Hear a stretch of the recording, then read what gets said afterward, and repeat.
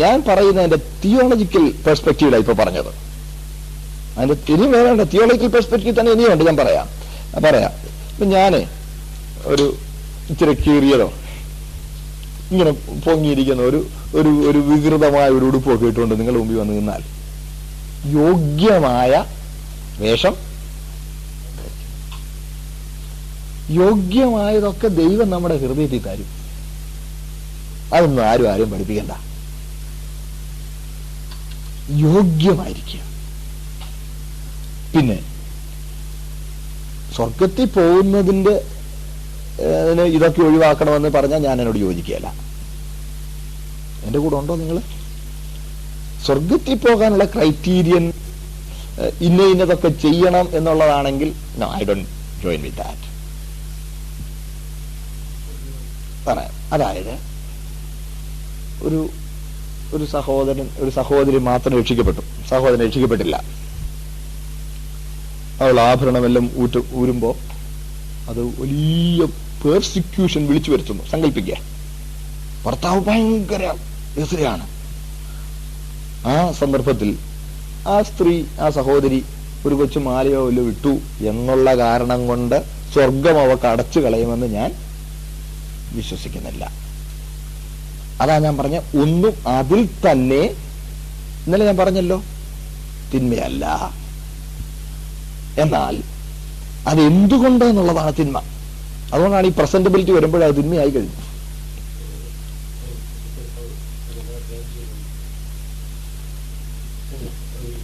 Okay, we should take long time to. ഇനി അടുത്തൊരു കാര്യം, അതിന്റെ തിയോളജിക്കൽ റീസൺ മറ്റൊന്നും കൂടെ ഉണ്ട്. താഴ്ത്തു വരുമ്പോൾ കുറച്ച് കാര്യം കൂടെ ഇതുമായി ബന്ധപ്പെട്ട കാര്യങ്ങളായിട്ട് വരുന്നത് ഞാൻ പറയാം. അതായത് വിശുദ്ധീകരണത്തിനുള്ള ഉപാധികൾ വരുമ്പോൾ നമുക്ക് ഇതൊന്നുകൂടെ മനസ്സിലാവും. അതായത് ഇതൊന്നും ആരെയും അടിച്ചേൽപ്പിക്കേണ്ട കാര്യം അല്ല. ഈ ആഭരണങ്ങൾ എന്ന് പറഞ്ഞാൽ പ്രത്യേകിച്ച് ഇന്ത്യയിലെ എടുത്തു. ഇന്ത്യയിലെ നമ്മുടെ സഹോദരിമാർക്ക് ഒരു ആഭരണം അനുവദിച്ചാൽ ആദ്യം അനുവദിക്കേണ്ടത് താലിമാലയാ, മിന്നുമാലയാ. നിങ്ങൾ എന്ത് വിചാരിക്കുന്നു അറിയോ? എന്റെ ഈ പുസ്തകങ്ങളുണ്ട്, നിങ്ങൾക്കെല്ലാം പോയി വെരിഫൈ ചെയ്യാം. പുസ്തകങ്ങളിൽ അത് ലിംഗാരാധനയുമായി ബന്ധപ്പെട്ടതാ.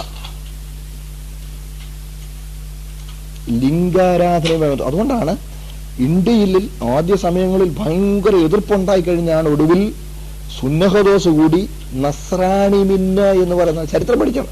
സഭാചരിത്രത്തോട് ഇച്ചിരി പുറകോട്ട് പോകണം. നസ്രാണി മിന്ന എന്ന് പറയുന്നൊരു മിന്ന സഭകൾ അനുവദിച്ചു. എതിർപ്പിനെ അഭിമുഖീകരിക്കാൻ അത്ര കഴിയാതെ പോയ ഒരു സാഹചര്യം വന്നതുകൊണ്ടാണ്. അതുകൊണ്ടാണ് ഇന്ത്യയിൽ നസ്രാണി സ്ത്രീകൾക്ക് വേഷം പോലും മാറി, ചാട്ടി മുണ്ടുമാക്കി. മാത്രമല്ല പേര് വിളിക്കുന്നത് പോലും മാറ്റി. കേട്ടെ, അച്ഛൻ എന്നവർ വിളിച്ചപ്പോൾ നസ്രാണികൾക്ക് അപ്പൻ എന്ന് വിളിക്കാൻ തുടങ്ങി. അപ്പൻ. അടുത്തത് അമ്മാവൻ എന്ന് മാറ്റി അമ്മാച്ചൻ എന്ന് വിളിക്കാൻ തുടങ്ങി. ചേച്ചി എന്നത് മാറ്റി. അതും ആ ഹൈന്ദവമായ ആചാരത്തിൽ നിന്ന് മാറുക എന്നുള്ളതാണ്. പക്ഷെ നിങ്ങൾ നോക്കി, ഈ നാട്ടുകാരായ മുസ്ലിങ്ങൾ അവരുടെ പേരുകൾ നോക്കണം.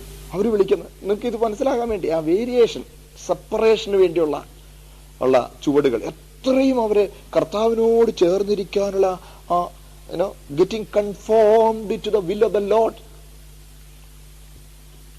അതിനുവേണ്ടി കേൾക്കണേ. ഇനിയും വേറൊന്ന് പറയാം. അടുത്ത തിയോളജിക്കൽ റീസൺ. സഹോദരങ്ങളെ, ഞാൻ ഈ പറയുന്നതൊന്നും പെന്തക്കോസ്തുകാരുടെ മാത്രം ഉപദേശമല്ല, ക്രൈസ്തവ സഭയുടെ ഉപദേശമാണ്. പറയാം, നമ്മുടെ സഭകളുടെ പല തക്സാകൾ കേൾക്കുന്നു. ഞാൻ ഈ പറയുന്ന വാക്കുകൾ എന്നെക്കാൾ നിങ്ങൾക്കറിയാം. അവരുടെ പല രേഖകൾ പരിശോധിച്ചാൽ ഇത് നമുക്ക് കാണാൻ കഴിയും. കാലാന്തരത്തിൽ നമ്മൾ വരുത്തിയ മാറ്റങ്ങളാണ്. ഒരു തെളിവ് പറയാം. യാക്കോബായ സഭയിൽ എനിക്ക് നേരിട്ടറിയാം. അതാണല്ലോ മർത്തോമായേക്കാൾ കുറെ കൂടി ഇച്ചിരി ഓർത്തഡോക്സിക്കൽ നിൽക്കുന്നത്.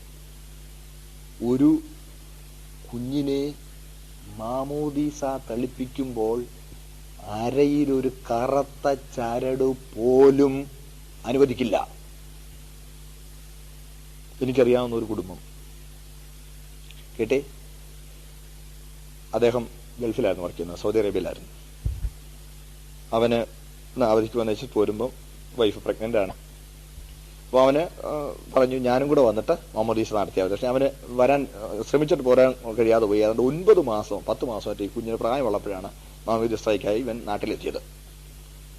കാര്യങ്ങളെല്ലാം ക്രമീകരിച്ചു. അയ്യോ വേണ്ടപ്പെട്ടവരെല്ലാം വിളിച്ചു. യാഹോവക്കാരാ എല്ലാം ഭയങ്കര പരിപാടി, വീട്ടിൽ വലിയ വിരുന്നും അല്ല ഭയങ്കര ഉത്സവം. കുറെ നാളിന് ശേഷമാണ് അവർക്കൊരു കുഞ്ഞുണ്ടാകുന്നത്. വലിയ സന്തോഷമായി. അപ്പൊ ഈ കുഞ്ഞ് ജനിച്ചപ്പോഴേ ആരോ ഒരാൾ ബന്ധുക്കൾ ആരോ കൊണ്ടുവന്നു ഒരു മോതിരം ഈ കുഞ്ഞിന്റെ കയ്യിലിട്ടിരുന്നു. അപ്പൊ ആ ശനിയാഴ്ച രാത്രി വലിയ കാരണവന്മാർ വേണ്ട എല്ലാം ഊരിയേക്കണം, കൊച്ചിന്റെ കയ്യിലും ഒന്നും ഉണ്ടാകില്ലെന്ന് പറഞ്ഞു. ഈ മോതിരം ഊരാൻ നോക്കിയിട്ട് ഇതങ്ങ് ടൈറ്റായി പോയി. നേരത്തെ ഇട്ട് അത് ഇത്ര ടൈറ്റ് ആണെന്ന് അയാൾ ശ്രദ്ധിച്ചില്ല, ഇന്ന് ടൈറ്റായി പോയി. എത്ര ശ്രമിച്ചിട്ട് സോപ്പൊക്കെ ഇട്ടൊക്കെ നോക്കി കൊച്ചു ഭയങ്കര കരച്ചിലായി. ഇവിടെ അത് കുഴപ്പമില്ലടാ എന്ന് പറഞ്ഞ് കൊണ്ടുപോയി. അവിടെ ചെന്നപ്പം ഇങ്ങനെല്ലാം തിരിച്ചു നോക്കി. അകത്ത് കൊണ്ടുവന്ന് ത്രോണോസിൽ മുത്തിക്കുന്ന ആ പോയിന്റിൽ ഇങ്ങനെല്ലാം അന്നേരം ആ പ്രധാനമായിട്ട് അവർ നോക്കുന്നു. മുമ്പ് ഇങ്ങനെല്ലാം കുഞ്ഞിനെ എല്ലാം തിരിച്ചു മറിച്ചെല്ലാം നോക്കിയപ്പോൾ ഇത് ഊരിക്കൊണ്ടുവരാൻ പറഞ്ഞു. ഊരാൻ മേലെ നോക്കി, ഊരാൻ മേലെന്ന് പറഞ്ഞു. ഉറപ്പിച്ചോണ്ട് വരാൻ പറഞ്ഞു. വേഗം വണ്ടി എടുത്തു പോയി. ആ രാവിലെ ഞായറാഴ്ച രാവിലെ തട്ടാനെടുത്ത് വന്ന് 2-3 ജോലികളുടെ അവിടെ ചെന്ന് ആരുമില്ല. പിന്നെ ഇനി കൊണ്ടുപോകും, അടുത്ത ആഴ്ച നടത്താം, ഇത് ഊരി വെക്കുമെന്ന് പറഞ്ഞു. എന്റെ കാർമ്മികൻ പറഞ്ഞത് അടുത്ത ആഴ്ച. അയ്യോ വേണ്ടപ്പെട്ടവരെ എല്ലാം വിളിച്ചിരിക്കുക, ഇതൊരു അത് മാറ്റി വെക്കാനൊക്കെയല്ലോ, സോറി നടക്കരുത്. He was very strict in that. ഒരു ഇങ്ങോട്ട് മാറ്റി നിർത്തി ആരണ്ടെല്ലാം കൂടെ പിടിച്ച്, അത് വലിയ കനം കുറഞ്ഞൊരു സാധനമായിരുന്നു, എല്ലാം വലിച്ചു പറിച്ചു. ഒച്ച നിലവിളി, ഇത് വലിച്ചൂരി ഇവിടെ കൊച്ചിന്റെ കൈയും ശകലം മുറിഞ്ഞ് ചോരയും ഒടിപ്പിച്ചു കൊണ്ട് കൊടുത്തു. അത് കഴിഞ്ഞ് കൊച്ചു വാകൂട്ടാതെ കരച്ചില്. കുറെ കഴിഞ്ഞ് ഇതെല്ലാം ശുശ്രൂഷ എല്ലാം കഴിഞ്ഞു. അപ്പൊ ഇതുപോലെയുള്ള സ്ഥലത്തിരുന്ന് അതിന്റെ രേഖകളൊക്കെ അദ്ദേഹം ഉണ്ടാക്കുകയാണ്. അപ്പൊ അപ്പുറത്ത് ആ വാതിലിനപ്പുറത്ത് മുറ്റത്ത് നിന്ന് കുറെ കാരണവന്മാർ കൊച്ചങ്ങ് വാകൂട്ടാതെ കരച്ചിൽ ബഹളം. ഓ അവിടെ ഒരു പ്രായമുള്ള ഒരാള് അങ്ങേരുടെ ഒരു നിർബന്ധ ബുദ്ധി, കൊച്ചിനെ കാണിച്ചൊരു ശോഭകേട് കണ്ടില്ലേ, അങ്ങേര് ഊരിയെടുക്കുമെന്നൊന്നും നമ്മൾ പറയലായിരുന്നിടൂ. അയാള് കൊച്ചിനെ കാണിച്ചൊരു ശോഭകേട്. അപ്പൊ ഇയാള് ഈ കാർമ്മികൻ ഇങ്ങനെ തല ഉയർത്തി ഒന്ന് നോക്കി ആരാന്ന്. എന്നിട്ട് ഇച്ചിരി കഴിഞ്ഞപ്പോ പറഞ്ഞ് അദ്ദേഹത്തെ ഇങ്ങ് വിളിക്കാൻ പറഞ്ഞു. വേഗം ചെന്ന് നിന്നു. അപ്പോ എന്താ പറഞ്ഞത് ഞാൻ കേട്ടായിരുന്നു. എന്റെ മർക്കടമുഷ്ടി അല്ല, ഇത് പ്രമാണമാണ്. ആ പുൽപിറ്റ് ബൈബിൾ എടുപ്പിച്ച് കപ്പ്യാരോട് പറഞ്ഞു വായിക്കാൻ പറഞ്ഞു. റോമർ 6:2 മുതൽ. ഇച്ചിരി വേദോസ്തം വായിച്ചിട്ടുള്ള ആളാ. 6:2 മുതൽ വായിച്ചപ്പം ശവമടക്കിന് നിദാനമാണ്, അവന്റെ കൂടെ മരിച്ച അടക്കപ്പെടുന്നതിന് നിദാനമാണ് സാധനം എന്ന് എഴുതി വെച്ചേക്കുന്നു. ഇതെല്ലാം അങ്ങോട്ട് വായിച്ചു കേട്ടോന്ന് ചോദിച്ചു. ഓ കേട്ടേ, ഇച്ചിരി ഭവ്യതയോടെ പറഞ്ഞു. അപ്പൊ ഇത് ശവമടക്കിന് ഉദാഹരണമാണ്, നിദാനമാണ്. ആരിലും മരിച്ച ആഭരണത്തോടി കൊണ്ട് ശവം അടക്കുവോ എന്ന് ആ കാർന്നവരോട് ചോദിച്ചു. ഇല്ലേ ഇല്ലച്ചോ, തെറ്റിപ്പോയതാണ് ബുദ്ധമാർ. ഇപ്പൊ മനസ്സിലായോ എന്ന് ചോദിച്ചു. മനസ്സിലായി. അപ്പൊ എന്റെ മർക്കടമുഷ്ടിയാന്ന് ഇനി ആരോടും പറയല്ലേ. മനസ്സിലായോ എന്ന് ചോദിച്ചു. മനസ്സിലായി എന്ന് പറഞ്ഞു. കണ്ടോ, ഇത് യാക്കോബായ സഭയിലെ, നിങ്ങൾ പോയി ആരോടെങ്കിലും അന്വേഷിച്ചു നോക്കൂ. യാക്കോബായയിലെ ഏതെങ്കിലും ഒരു ശുശ്രൂഷക്കാരനോട് അന്വേഷിച്ചു നോക്കുക. ഇതെനിക്ക് നേരെ അറിയാവുന്നൊരു കാര്യം ഞാൻ നിങ്ങളോട് പറഞ്ഞതാണ്. എന്റെ സഹോദരങ്ങളെ, ഈ ലോകത്തോട് അനുരൂപരാകാനും ഒന്നും നമ്മൾ ബന്ധപ്പെടരുത്. കാലം കഴിഞ്ഞു പോകുമ്പോൾ പ്രമാണത്തെ നമ്മൾ തള്ളിക്കളയരുത്. ഒരിക്കലും ആരെയും നിർബന്ധിച്ച് ഇതൊന്നും അടിച്ചേൽപ്പിക്കാൻ നമുക്ക് പ്രമാണം ഇല്ല. നിങ്ങൾക്ക് സ്വയമായി ആ ഒരു പക്വതയിലേക്ക് നിങ്ങൾ വരുമ്പോൾ, ഉപദേശം തന്നില്ലെങ്കിൽ ഞാൻ കുറ്റക്കാരനായിരിക്കും. നിങ്ങളെന്റെ കൂടെ ഉണ്ടോ? Are you all with me? അത് എല്ലാവരും മനസ്സിന് കട്ടം വലിച്ചിട്ടോ? മനുഷ്യനുള്ളൊരു സ്വഭാവമാണ്, മനുഷ്യനുള്ളൊരു കഴിവാണ് സിലക്റ്റീവ് റീറ്റൻഷൻ എന്ന് പറയും. സിലക്റ്റീവ് റീറ്റൻഷൻ എന്ന് പറഞ്ഞാലേ, ഇപ്പൊ ഇവിടെ ഒരു ഫാൻ കറങ്ങുന്നുണ്ടായിരുന്നെങ്കിൽ ഈ ടേപ്പ് ചെയ്യുമ്പോൾ അതിൽ ആ ഫാന്റെ ശബ്ദം കയറി, പിന്നെ നമ്മൾ നോക്കുമ്പോ എടാ അവിടെ ഫാൻ കറങ്ങിയായിരുന്നോ, എന്നാ എരപ്പ അതെ ഇവിടെ ഫാൻ കറങ്ങുന്നുണ്ടായിരുന്നു അതിന്റെയാന്ന് പറയും. പക്ഷെ നമ്മൾ ഇവിടെ ഇരിക്കുമ്പം പറയാം അത് വരുന്നു. ഞാൻ ഈ സിലക്റ്റീവ് റീറ്റൻഷൻ എന്ന് പറഞ്ഞോട്ടെ, മനസ്സൊന്ന് പറഞ്ഞു തുടങ്ങിപ്പോയാലോ. അതുകൊണ്ട് എന്നാൽ നമ്മളിവിടെ ശ്രദ്ധിച്ചുകൊണ്ടിരിക്കുമ്പോ നമ്മളിവിടെ ശ്രദ്ധിച്ചുകൊണ്ടിരിക്കുമ്പോ നമ്മൾ ഈ ഫാന്റെ ശബ്ദമേ കേൾക്കുകയല്ല. എന്തുകൊണ്ടാണെന്നറിയാമോ? നമുക്ക് നമ്മൾ ശ്രദ്ധിക്കുന്നത് മാത്രം കേൾക്കാൻ കഴിയും. അതുകൊണ്ടാണ് ചന്തക്കകത്ത് നിന്ന് രഹസ്യം പറയാം. ഈ ചന്തയിലെ ഇരപ്പൊന്നും നമ്മൾ കേൾക്കില്ല. ദാറ്റ് ഈസ്, അത് ദൈവം നമുക്ക് തന്നിരിക്കുന്ന ഒരു സിലക്റ്റീവ് റിട്ടൻഷൻ. ഇഷ്ടമില്ലാത്ത വരുമ്പം ഒരു കട്ടം വലിച്ചിടാം. നിങ്ങൾ അങ്ങനെ വലിച്ചിട്ടോന്നാ ഞാൻ ചോദിച്ചേ. ബാബുട്ടി ബ്രദർ പറഞ്ഞല്ലോ കേരളക്കരയിൽ മാത്രമാണെന്ന്. ഞാൻ എന്റെ സുവിശേഷ വേലയിൽ more than 60% of my time I spend outside Kerala. Brother എന്റെ കൂടെ അടുത്ത അവധിക്ക് വരുമ്പോൾ വരാമെങ്കിൽ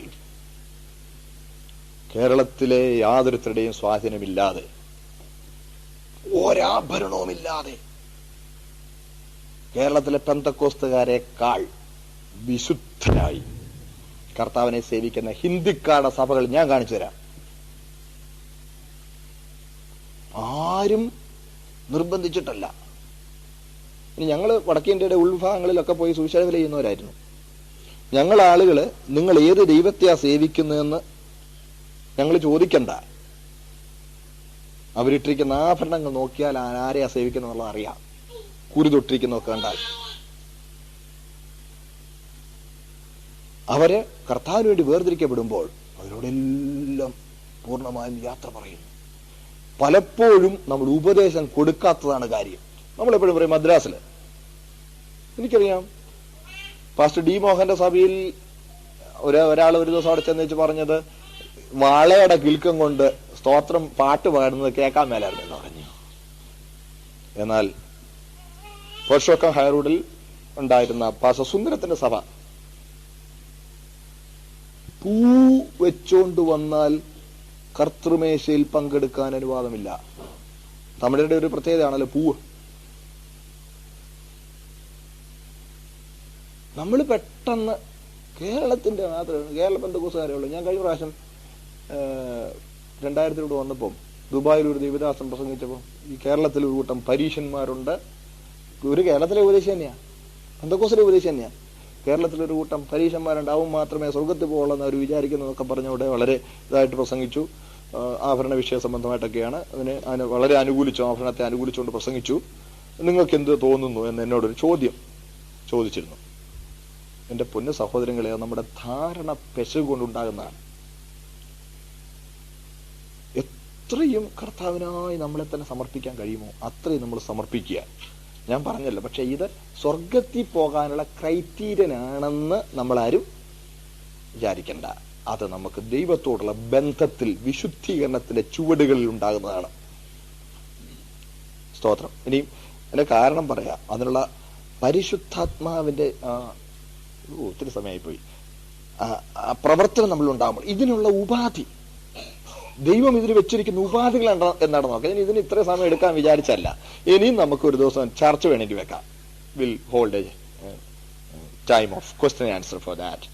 വെൽ, അപ്പൊ ഈ വിശുദ്ധീകരണം ഇങ്ങനെ കർത്താവിനായി മാത്രം സമർപ്പിക്കപ്പെട്ടിരിക്കുന്ന ഈ അവസ്ഥ കേൾക്കുന്നുണ്ടേ, കർത്താവിനായി മാത്രം സമർപ്പിക്കപ്പെട്ടിരിക്കും. അതിന് നമുക്ക് എന്തൊക്കെ ഉപാധികളുണ്ട്. ദൈവം നല്ല പ്രൊവിഷൻ ചെയ്തിട്ടുണ്ടെന്നേ.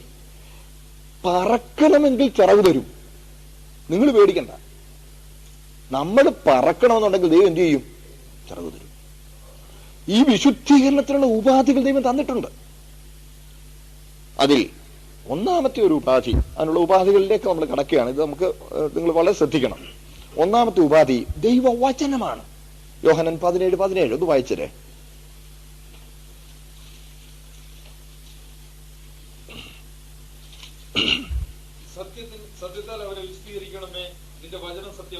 കേട്ടോ, വചനത്താൽ നമ്മൾ വിശുദ്ധീകരിക്കപ്പെടും. ഞാൻ നിന്നോട് പാപം ചെയ്യാതിരിക്കുകയാണ്, നിന്റെ വചനത്തെ എന്റെ ഹൃദയത്തിൽ സംഗ്രഹിച്ചിരിക്കും. സ്തോത്രം. വചനത്താൽ വിശുദ്ധീകരണം അത് നമുക്ക് അറിയാവുന്നതുകൊണ്ട് ഞാൻ അതിന് ബാക്കി ഭാഗങ്ങളിലോട്ട് പോകുന്നില്ല. സ്തോത്രം.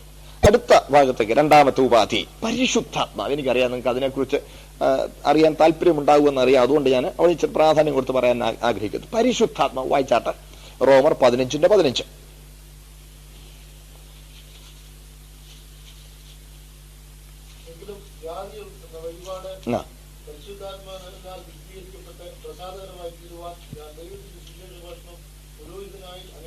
മതിയല്ലോ. ജാതികൾ എന്ന വഴിപാട് എങ്ങനെയാ വിശുദ്ധീകരിക്കപ്പെടുന്നത്? പരിശുദ്ധാത്മാവിനാൽ. വിശുദ്ധീകരിക്കപ്പെടുന്നു. പരിശുദ്ധാത്മാവിനാൽ നമ്മുടെ വിശുദ്ധീകരണത്തിനുള്ള ദൈവം നിയമിച്ചിരിക്കുന്ന ഉപാധിയാണ് പരിശുദ്ധാത്മാവ്. നമ്മൾ പരിശുദ്ധാത്മാവിനെ കുറിച്ച് തെറ്റിദ്ധരിക്കരുത്. പലരും പരിശുദ്ധാത്മാവിനെ കുറിച്ച് വിചാരിക്കുന്നത് അന്യഭാഷ പറയാനായിട്ട് അല്ലെങ്കിൽ നമ്മുടെ കൂടിവരവുകൾ സജീവമാകാനായി ദൈവം തന്നിരിക്കുന്ന ഒരു ഒരു ഒരു സഹായിയാണ് പരിശുദ്ധാത്മാവെന്നാണ് പലരുടെയും ചിന്ത. അങ്ങനല്ല.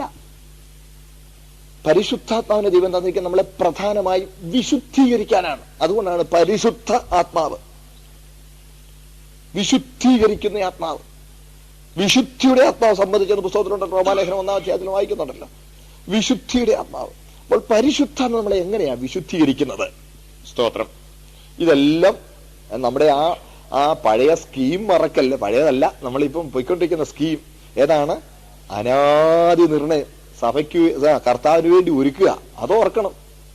വിശുദ്ധീകരണത്തിനകത്ത് വളരെ പ്രധാന ചൂടാണ്. സഭയെ ആർക്കു വേണ്ടി ഒരുക്കുക? കർത്താവിന് വേണ്ടി മണവാട്ടി എന്ന നിലയിൽ ഒരുക്കുക. മണവാട്ടി എന്ന നിലയിൽ ഒരുക്കുക. ആ ഒരുക്കുന്ന ശുശ്രൂഷയിൽ യേശുക്രിസ്തു ചെയ്യാനുള്ളത് മുഴുവൻ ചെയ്തു, നിവർത്തിച്ചു. എന്നിട്ട് നമ്മളെ വിശുദ്ധീകരിക്കുക. നമ്മളെ അതിന്റെ ഗുണം മുഴുവൻ നമ്മളെ അനുഭവിപ്പിക്കുക. അതിന്റെ ഗുണം കൊണ്ട് നമ്മളെ രൂപാന്തരപ്പെടുത്തിക്കൊണ്ടിരിക്കുക. ആ രൂപാന്തരപ്പെടുത്തുന്ന ശുശ്രൂഷയിൽ പ്രധാനമായൊരു പങ്ക് വഹിക്കുന്ന സ്തോത്രം കാര്യസ്ഥനാണ് പരിശുദ്ധാത്മ. മനസ്സിലായില്ലേ? സ്തോത്രം. ഈ പരിശുദ്ധാത്മാവ് വ്യക്തികളോട് ഇടപെടുന്ന ഇടപെടൽ, അതിന് ഇനി പരിശുദ്ധാത്മാവിനെ കുറിച്ച് 1-2 കാര്യങ്ങൾ ആദ്യം പറയാം.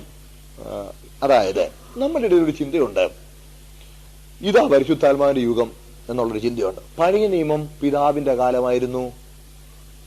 പിന്നെ പുതിയ കർത്താവിടെ ആളത്വമായി പാർത്തിരുന്ന പുത്രന്റെ കാലമായിരുന്നു. ഇപ്പോഴാണ് പരിശുദ്ധാത്മാവിന്റെ യുഗം എന്ന് പറയുന്ന ഒരു രീതി ഞാൻ കേട്ടിട്ടുണ്ട്. കേട്ടിട്ടുണ്ടോ? നിങ്ങൾ കേട്ടിട്ടില്ലേ? അങ്ങനെ നമ്മൾ തരം തിരിക്കരുത്. ഏത് കാലഘട്ടത്തിലും ത്രിയേക ദൈവവും പ്രവർത്തിച്ചുകൊണ്ടിരുന്നു. പഴയ നിയമ കാലഘട്ടത്തിലും അങ്ങോട്ട് പോയാൽ നേരം പോകും. ഞാൻ അങ്ങോട്ട് ഇപ്പൊ പോകണില്ല, ഇങ്ങോട്ട് വന്നോട്ടെ. സ്തോത്രം. ഏത് കാലഘട്ടത്തിലും പഴയ നിയമ കാലഘട്ടത്തിൽ ഇസ്രായേൽ മക്കളോട് പരിശുദ്ധാത്മാവിന്റെ പ്രവർത്തനം ഉണ്ടായിരുന്നു. അതുകൊണ്ടാണ് നമ്മൾ വായിക്കുന്നുണ്ടല്ലോ, പരിശുദ്ധാത്മാവിനെ ദുഃഖിപ്പിച്ചു അവർ പരിശുദ്ധാത്മാവോട് മത്സരിച്ചു. പഴയ നിയമ കാലഘട്ടത്തിൽ ഇസ്രായേൽ പരിശുദ്ധാത്മാവിനെ ദുഃഖിപ്പിച്ചു. അടുത്തത്, യേശുക്രിസ്തുവിടെ ആളത്വമായി പാർത്ത് അല്ലെങ്കിൽ ജഡത്തിൽ പാർത്ത് ശുശ്രൂഷിച്ചിരുന്നപ്പോൾ പരിശുദ്ധാത്മാവിനാലാണ് ശുശ്രൂഷിച്ചത്. ഞാൻ കഴിഞ്ഞ ദിവസം പറഞ്ഞല്ലത്.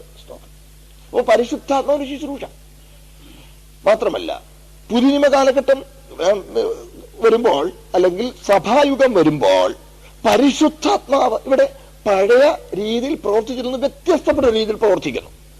ഇന്ന് നമ്മളിൽ എഴുന്നള്ളി വസിക്കുക പരിശുദ്ധാത്മാവ്. മുൻപ് സ്തോത്രം ആ എഴുന്നള്ളി വസിക്കുന്ന അനുഭവം സാർവത്രികമല്ലായിരുന്നു. മനസ്സിലായല്ലോ? സ്തോത്രം. അതുകൊണ്ടാണ് കർത്താവ് പറഞ്ഞു, ഞാൻ പോകുന്ന നിങ്ങൾക്ക് പ്രയോജനം. ഞാൻ പോയാൽ കാര്യസ്ഥനെ നിങ്ങളോട് കൂടെ എപ്പോഴും നിങ്ങളോട് കൂടി ഇരിക്കേണ്ടതിന് അയക്കും. സ്തോത്രം. അങ്ങനെ പരിശുദ്ധാത്മാവ് സെഖ്യോൻ മാളികയിൽ പ്രത്യക്ഷമായി എഴുന്നള്ളി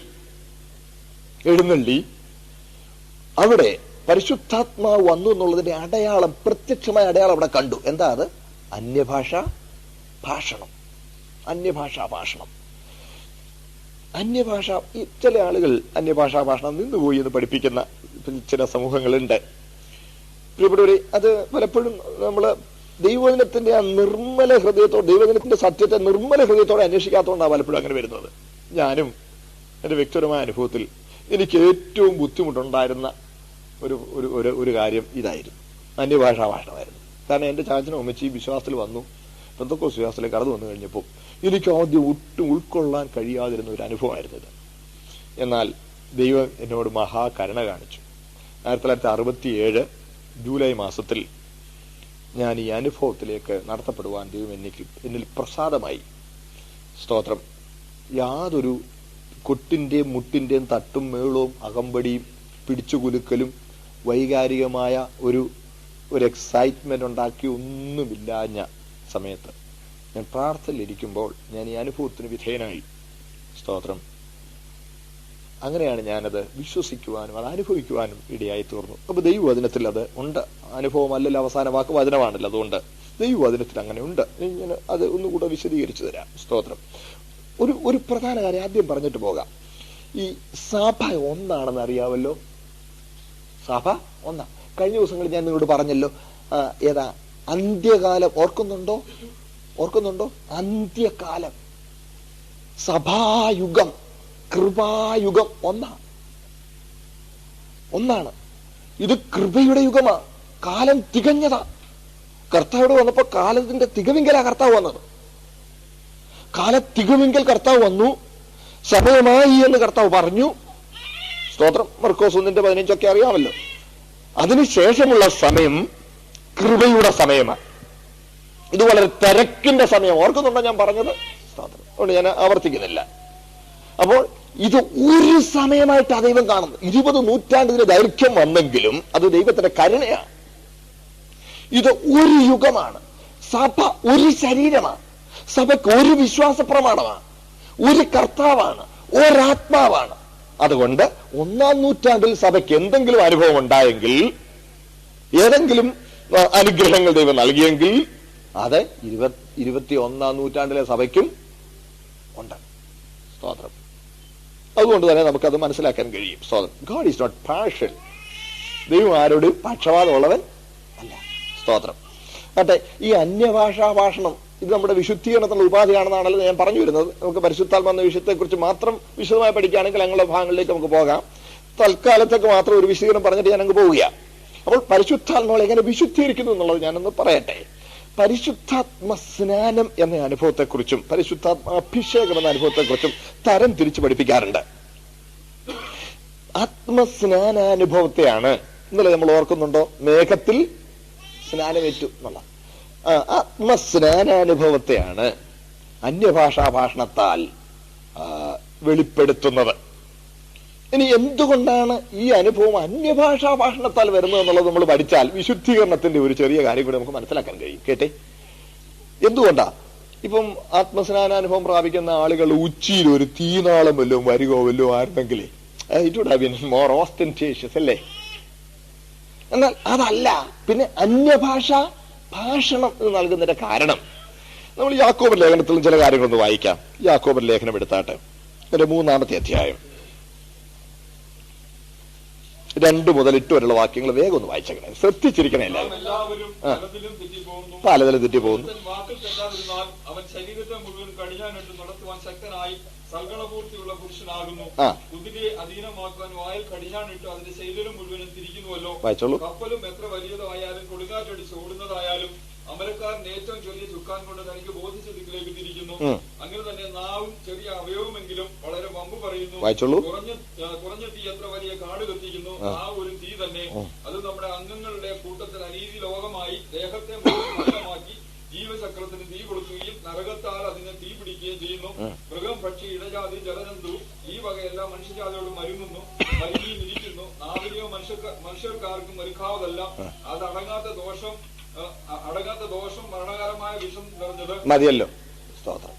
ശ്രദ്ധിച്ചേ, നാവിനെയോ ആർക്കും അടക്കാവത് അല്ല.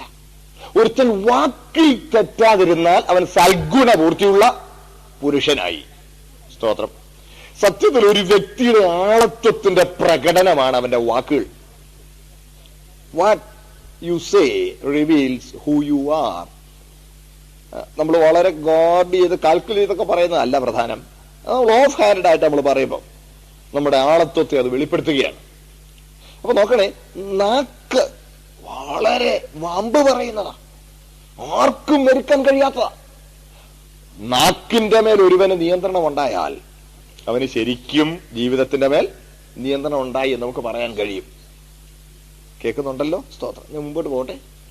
പ്രിയ ദൈവമക്കളെ, അതിന് താഴെ യാക്കോബ് അപ്പോസ്തലൻ പറഞ്ഞിരിക്കുന്ന വിശദീകരണം കൂടെ ശ്രദ്ധിക്കാനുണ്ട്. ഇത് അനീതി ലോകമാണ്. അംഗങ്ങളുടെ കൂട്ടത്തിൽ എന്ന് പറഞ്ഞാൽ എന്താ പറയാം? അനീതി ലോകം. കൈ പ്രവൃത്തിയുടെ ലോകമാണ്. കണ്ണ് കാഴ്ചയുടെ ലോകമാണ്. കാത് കേൾവിയുടെ ലോകമാണ്. മൂക്ക് ഗന്ധങ്ങളുടെ ലോകമാണ്. തലച്ചോറ് ചിന്തയുടെ ലോകമാണ്. നാക്ക് അനീതിയുടെ ലോകമാണ്. അതാ അവിടെ അനീതി ലോകം എന്ന് പറഞ്ഞതിന്റെ അർത്ഥം. ഇത് പറഞ്ഞാൽ കണ്ണ് വെളിച്ചത്തിന്റെ ലോകത്തിൽ എങ്ങനെ വ്യാപരിക്കുന്നുവോ, കാത് ശബ്ദങ്ങളുടെ ലോകത്തിൽ എങ്ങനെ വ്യാപരിക്കുന്നുവോ, മൂക്ക് ഗന്ധങ്ങളുടെ ലോകത്തിൽ എങ്ങനെ വ്യാപരിക്കുന്നുവോ അതുപോലെ നാക്ക് അനീതിയുടെ ലോകത്തിലാണ് വ്യാപരിക്കുന്നത്. എന്റെ കൂടെ ഉണ്ടോ? സ്തോത്രം. ഒന്ന് ഓർത്തു നോക്കി, നമ്മുടെ ജീവിതത്തിൽ ഏറ്റവും കൂടുതൽ അനീതി വകഞ്ഞു കൂട്ടുന്ന അവയവം ഏതാ? മിണ്ടുന്നില്ലേ? നാക്ക് തന്നെയാണ്. ഒരു കൊച്ചു കുറ്റസമ്മതം. എന്റെ ഈ പ്രായത്തിനോടകം എനിക്ക് കുറെ പൊല്ലാപ്പൊക്കെ ഉണ്ടായിട്ടുണ്ട്. എന്റെ പൊല്ലാപ്പുകളെ ഒന്ന് വിലയിരുത്തിയാൽ അതിലൊരു 90% എന്റെ നാക്കിന്റെ ദോഷം കൊണ്ടുണ്ടായതാ. സത്യമായിട്ടും നോക്കണേ, ഇത് അനീതി ലോകമല്ലേ? ഇതിന്റെ മേൽ ആർക്കും നിയന്ത്രണമില്ല, ഇതിനെ നിയന്ത്രിക്കാൻ ഒക്കുന്നില്ല. എന്നാൽ സ്തോത്രം, ആ നാക്കിന്റെ മേൽ പരിശുദ്ധാത്മാവിന്റെ നിയന്ത്രണമുണ്ടായി. സ്തോത്രം. അവന് സ്വയമായി ഓവർകം ചെയ്യാൻ കഴിയാത്ത, അതിജീവിക്കാൻ കഴിയാത്ത, കീഴ്പ്പെടുത്താൻ കഴിയാത്ത പാപ സ്വഭാവത്തിന്റെ മേൽ അവന് വിജയമുണ്ടാകുവാൻ പരിശുദ്ധാത്മാവ് അവനിൽ എഴുന്നള്ളി വസിക്കുന്നു എന്നുള്ള അനുഭവം അവനെ ഓർമ്മിപ്പിക്കുവാനുള്ള സ്തോത്രം ഒരടയാളമാണ് അന്യഭാഷാ ഭാഷണം. അതുകൊണ്ട് അന്യഭാഷയിൽ സംസാരിക്കുന്ന പ്രിയപ്പെട്ടവർ കേൾക്കുന്നുണ്ടേ? സ്തോത്രം. പരിശുദ്ധാത്മാവിന്റെ കർത്തൃത്വത്തിന് മുഴു ജീവിതം ഏൽപ്പിച്ചു കൊടുത്തവരാണെന്നുള്ള ഉറപ്പുവരുത്തണം. അല്ലാത്ത അന്യഭാഷയെ ഞാൻ സംശയിക്കുമ്പോൾ അല്ലെങ്കിലും നിന്റെ പേര് തോമസ് എന്നാണല്ലോ എന്ന് നിങ്ങൾ പറയരുത്. മനസ്സിലായല്ലോ? സ്തോത്രം. പ്രിയ ദൈവമക്കളെ, വെറുതെ ആവേശത്തള്ളലിൽ എന്തെങ്കിലും വ്യാക്ഷേപക ശബ്ദം ഉച്ചരിച്ചു വിടുന്നതല്ല അന്യഭാഷാ ഭാഷണം. പരിശുദ്ധാത്മാവ് ഉച്ചരിക്കാൻ നൽകുന്നതാണ്. പരിശുദ്ധാത്മാവിന്റെ കർത്തൃത്വം നമ്മുടെ ജീവിതത്തിൽ ഉണ്ടെന്നാണ് അത് വെളിപ്പെടുത്തേണ്ടത്. മനസ്സിലായല്ലോ? സ്തോത്രം. സ്നാനം എന്ന് പറഞ്ഞാലേ പഴയതിന് മരിച്ച് പുതിയതിന് ജീവിക്കാന്നുള്ള അനുഭവമാണല്ലോ. അപ്പോൾ ആത്മസ്നാനം എന്ന് പറഞ്ഞാൽ പഴയ പാപജീവിതത്തിന് മരിച്ച് പുതിയ വിശുദ്ധ ജീവിതത്തിന് ഉയർക്കുന്നു. അതിന് പരിശുദ്ധാത്മാവരിൽ എഴുന്നള്ളി കാര്യസ്ഥനായി വസിക്കുന്നു എന്നാണ് അതിന്റെ അർത്ഥം. ഞാൻ പറഞ്ഞത് മനസ്സിലായി എന്ന് വിശ്വസിക്കുന്നു. അപ്പോൾ പരിശുദ്ധാത്മാവ് നമ്മളെ വിശുദ്ധീകരിക്കുന്നുള്ളതിന്റെ ഒരു പോയിന്റ് നിങ്ങൾക്ക് കിട്ടിയല്ലോ. ഹല്ലേലൂയ. വ്യക്തമായി? സ്തോത്രം. അന്യഭാഷാ ഭാഷണം. സ്തോത്രം. പിന്നെ നമുക്ക് അതിനെക്കുറിച്ച് എന്തെങ്കിലും കൂടുതൽ ഡിസ്കസ് ചെയ്യണമെങ്കിൽ നമുക്ക് പിന്നെ ഡിസ്കസ് ചെയ്യാൻ ചെയ്യാം. അപ്പോൾ പരിശുദ്ധാത്മാവ് നമ്മളെ വിശുദ്ധീകരിക്കുന്നു. സ്തോത്രം. ഇതിന് മുമ്പോട്ട് പോയിക്കോട്ടെ. മാത്രമല്ല, വിശുദ്ധീകരണം എന്ന് പറഞ്ഞാൽ നമ്മളെ തന്നെ കർത്താവിന് കൊടുക്കുകയാണല്ലോ. ഓർക്കുന്നുണ്ടല്ലോ? നമ്മളെ തന്നെ കർത്താവിന് കൊടുക്കണമെങ്കിൽ അത് സ്നേഹം കൊണ്ടായിരിക്കണം. ഇങ്ങനെ പറയാറുണ്ട്, സ്നേഹമില്ലെങ്കിലും കൊടുക്കാം. പക്ഷേ കൊടുക്കാതെ സ്നേഹിക്കാൻ കഴിയുകയില്ല. കർത്താവിന് നമ്മളുള്ള സ്നേഹം വെളിപ്പെട്ടത് കർത്താവ് തന്നെ നമുക്ക് ഇങ്ങ് തന്നപ്പോഴാ. നമ്മൾ കർത്താവിനെ സ്നേഹിക്കുന്നു എന്നുള്ളത് വെളിപ്പെടേണ്ടത് നമ്മൾ നമ്മളെ തന്നെ കർത്താവിന് കൊടുക്കുന്നില്ല. മനസ്സിലാവുന്നുണ്ടോ? സ്തോത്രം. നമ്മളെ കർത്താവിന് കൊടുക്കണം. നമ്മൾ നമ്മൾക്കുള്ളവരല്ല. നമ്മുടെ ഈ ജീവിതം ദൈവം തന്നതല്ലേ? ഈ ജീവിതം ദൈവം തന്നതാ. ഈ ശരീരം ദൈവം തന്നതാണ്. ഈ കഴിവുകൾ ദൈവം തന്നതാ. We belong to God. നമ്മൾ ദൈവത്തിനുള്ളവരാ. സ്തോത്രം. നമ്മൾ നമ്മളെ തന്നെ ദൈവത്തിന് കൊടുക്കണം. നമ്മളെ ദൈവത്തിന് കൊടുക്കുന്നില്ലെങ്കിൽ you are withholding what is due to God. അതാ കർത്താവ് പറഞ്ഞില്ലേ, കൈസർക്കുള്ളത് കൈസർക്കും, ദൈവത്തിനുള്ളത് ദൈവത്തിന് കൊടുക്കും. സ്വരൂപം മേലെടുത്തും ആരുടെയാന്ന് ചോദിച്ചു. സ്വരൂപം മേലെടുത്തും കൈസറുടെ. എന്നാ അത് സ്വരൂപം മേലെടുത്തും അവന്റെ ആണെ അവനും കൊടുത്തേര്. പക്ഷെ ദൈവത്തിനുള്ളത് ദൈവത്തിന് തന്നെ കൊടുത്തേക്കണം. നിന്റെ മേൽ ദൈവത്തിന്റെ സ്വരൂപവും മേലെടുത്തുക. ദൈവത്തിന്റെ സ്വരൂപത്തിൽ നമ്മളെ സൃഷ്ടിച്ചെങ്കിൽ നമ്മുടെ മേൽ അവന്റെ സ്വരൂപവും മേലെഴുത്തുമുണ്ടെങ്കിൽ നമ്മൾ ആർക്കുള്ളതാ? ദൈവത്തിനുള്ളതാ. So if you refuse to give yourself fully to the Lord, you are withholding something that is due to God. മനസ്സിലായല്ലോ? സ്തോത്രം. അപ്പോൾ സ്നേഹം കൊണ്ടാണ് എന്ത് ചെയ്യേണ്ടത്? നമ്മളെ തന്നെ കർത്താവിന് കൊടുക്കേണ്ടത്. ആ ദൈവ സ്നേഹം നമ്മളിൽ തരുന്ന പരിശുദ്ധാത്മാവ്. വായിച്ചാട്ട് റോമർ 5:5 5, 6 ചേർത്ത് വായിച്ച വേഗം വായിച്ചാട്ടെ.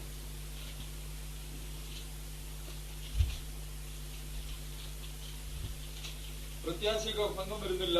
ദൈവത്തിന്റെ സ്നേഹം നമുക്ക് നൽകപ്പെട്ട പരിശുദ്ധാത്മാവിനാൽ നമ്മുടെ ഹൃദയങ്ങളിൽ പകർന്നിരിക്കുന്നുവല്ലോ. കേട്ടോ, ദൈവത്തിന്റെ സ്നേഹം നമുക്ക് നൽകപ്പെട്ട പരിശുദ്ധാത്മാവിനാൽ നമ്മുടെ ഹൃദയങ്ങളിൽ പകർന്നിരിക്കുന്നു. സ്തോത്രം. പരിശുദ്ധാത്മാവ് നമ്മളിൽ തരുന്ന ദൈവത്തിന്റെ സ്നേഹമാണ്. അപ്പോൾ ദൈവത്തെ സ്നേഹിക്കാൻ നമുക്ക് കഴിയണമെങ്കിൽ പരിശുദ്ധാത്മാവിന്റെ ശക്തിയേറിയ പ്രവർത്തനം നമ്മൾ നടക്കണം. പരിശുദ്ധാത്മാവിന് നമ്മളെ തന്നെ ഏൽപ്പിച്ചു കൊടുക്കണം. തിരിച്ചിരിക്കരുത്, പരിശുദ്ധാത്മാവ് ആരെയും ബലാത്കാരം ചെയ്യുകയില്ല. മനസ്സിലാവുന്നുണ്ട്? Holy Spirit won't force himself on anybody. അതുകൊണ്ടാണ് നമുക്ക് പരിശുദ്ധാത്മാവിനോട് എതിർത്ത് നിൽക്കാൻ കഴിയുന്നത്. അതുകൊണ്ട് നമുക്ക് പരിശുദ്ധാത്മാവിനോട് മത്സരിക്കാൻ കഴിയുന്നത്. അതുകൊണ്ടാണ് പരിശുദ്ധാത്മാവിനെ ദുഃഖിപ്പിക്കാൻ കഴിയുന്നത്. സ്തോത്രം. പരിശുദ്ധാത്മാവ് നമുക്ക് സ്തോത്രം ഇച്ഛാശക്തി തന്നിരിക്കുന്നതിനെ തിരിച്ചെടുക്കുന്നില്ല. കർത്താവിന്റെ വചനം പറയും, ഇതാ ഞാൻ വാതിൽക്കൽ നിന്ന് മുട്ടുന്നു, ആരെങ്കിലും എന്റെ ശബ്ദം കേട്ട് വാതിൽ തുറന്നാൽ. നമ്മൾ നമ്മളെ തന്നെ ഏൽപ്പിച്ചു കൊടുക്കുന്നില്ലെങ്കിൽ പരിശുദ്ധാത്മ നമ്മളിൽ പ്രവർത്തിക്കയില്ല.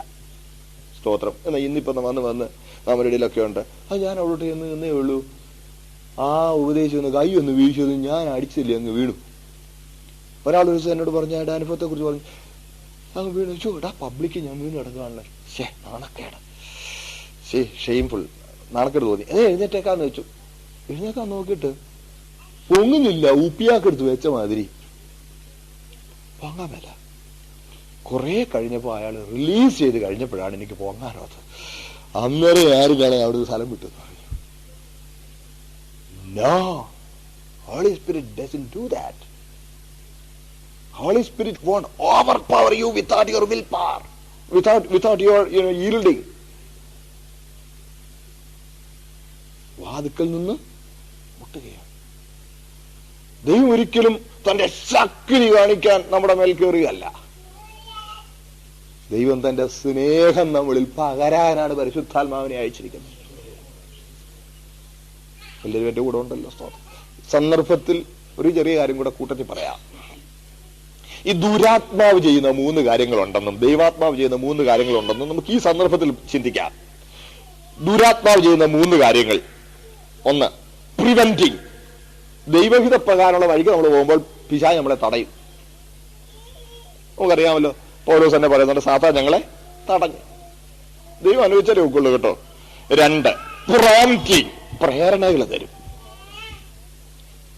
യൂദായിക്ക് യേശുവിനെ കാണിച്ചു കൊടുക്കാൻ സാത്താൻ തോന്നിച്ചു, പ്രേരിപ്പിച്ചു. പ്രിവെന്റിങ്, പ്രോംപ്റ്റിങ്. 3, പോസസിങ്.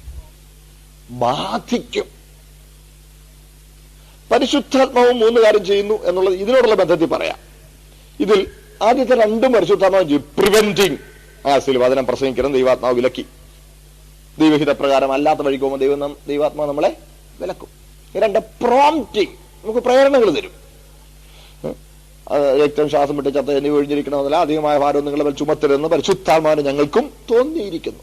തോന്നിപ്പിക്കും. ചിന്തകളെല്ലാം പരിശുദ്ധാത്മാവിനെ ആണെന്ന് വിചാരിച്ചേക്കരുത്. വിശുദ്ധനാന്നേരും ഒന്ന് വെരിഫൈ ചെയ്തേക്കണം. മനസ്സിലായല്ലോ? സ്തോത്രം. പിശാചും തോന്നിപ്പിക്കും. ആരും തോന്നിപ്പിക്കും? പരിശുദ്ധാത്മാവും തോന്നിപ്പിക്കും. മാത്രമല്ല, രക്ഷിക്കപ്പെട്ടതുകൊണ്ട് വിശുദ്ധരായി ജീവിക്കുന്ന, അന്യഭാഷ പറയുന്ന പരിശുദ്ധാത്മാവ് പ്രാപിച്ച ആളാണ്, അതുകൊണ്ട് എന്റെ ചിന്തകളെല്ലാം ദൈവത്തിന്റെ തന്നെയാണെന്ന് തെറ്റിദ്ധരിക്കരുത്. Nobody is above the influence of the evil one. നമ്മൾ ആരും പിശാചിന്റെ സ്വാതന്ത്ര്യക്ക് മീതെയല്ല, കീഴെയാ. ഒരു സ്ഥലവും പിശാചിനെ ഒഴിവാക്കി പുറത്തിട്ട് സീൽ ചെയ്യാവുന്ന ഒരു കോമ്പൗണ്ടും ഇല്ല. സ്വർഗത്തിൽ വരെ അവൻ ചൊല്ലും. മുമ്പോട്ട് പോട്ടെ. അപ്പോൾ പ്രിവെന്റിങ്ങും പ്രോംപ്റ്റിങ്ങും ആര് ചെയ്യും? പരിശുദ്ധാത്മാവ്.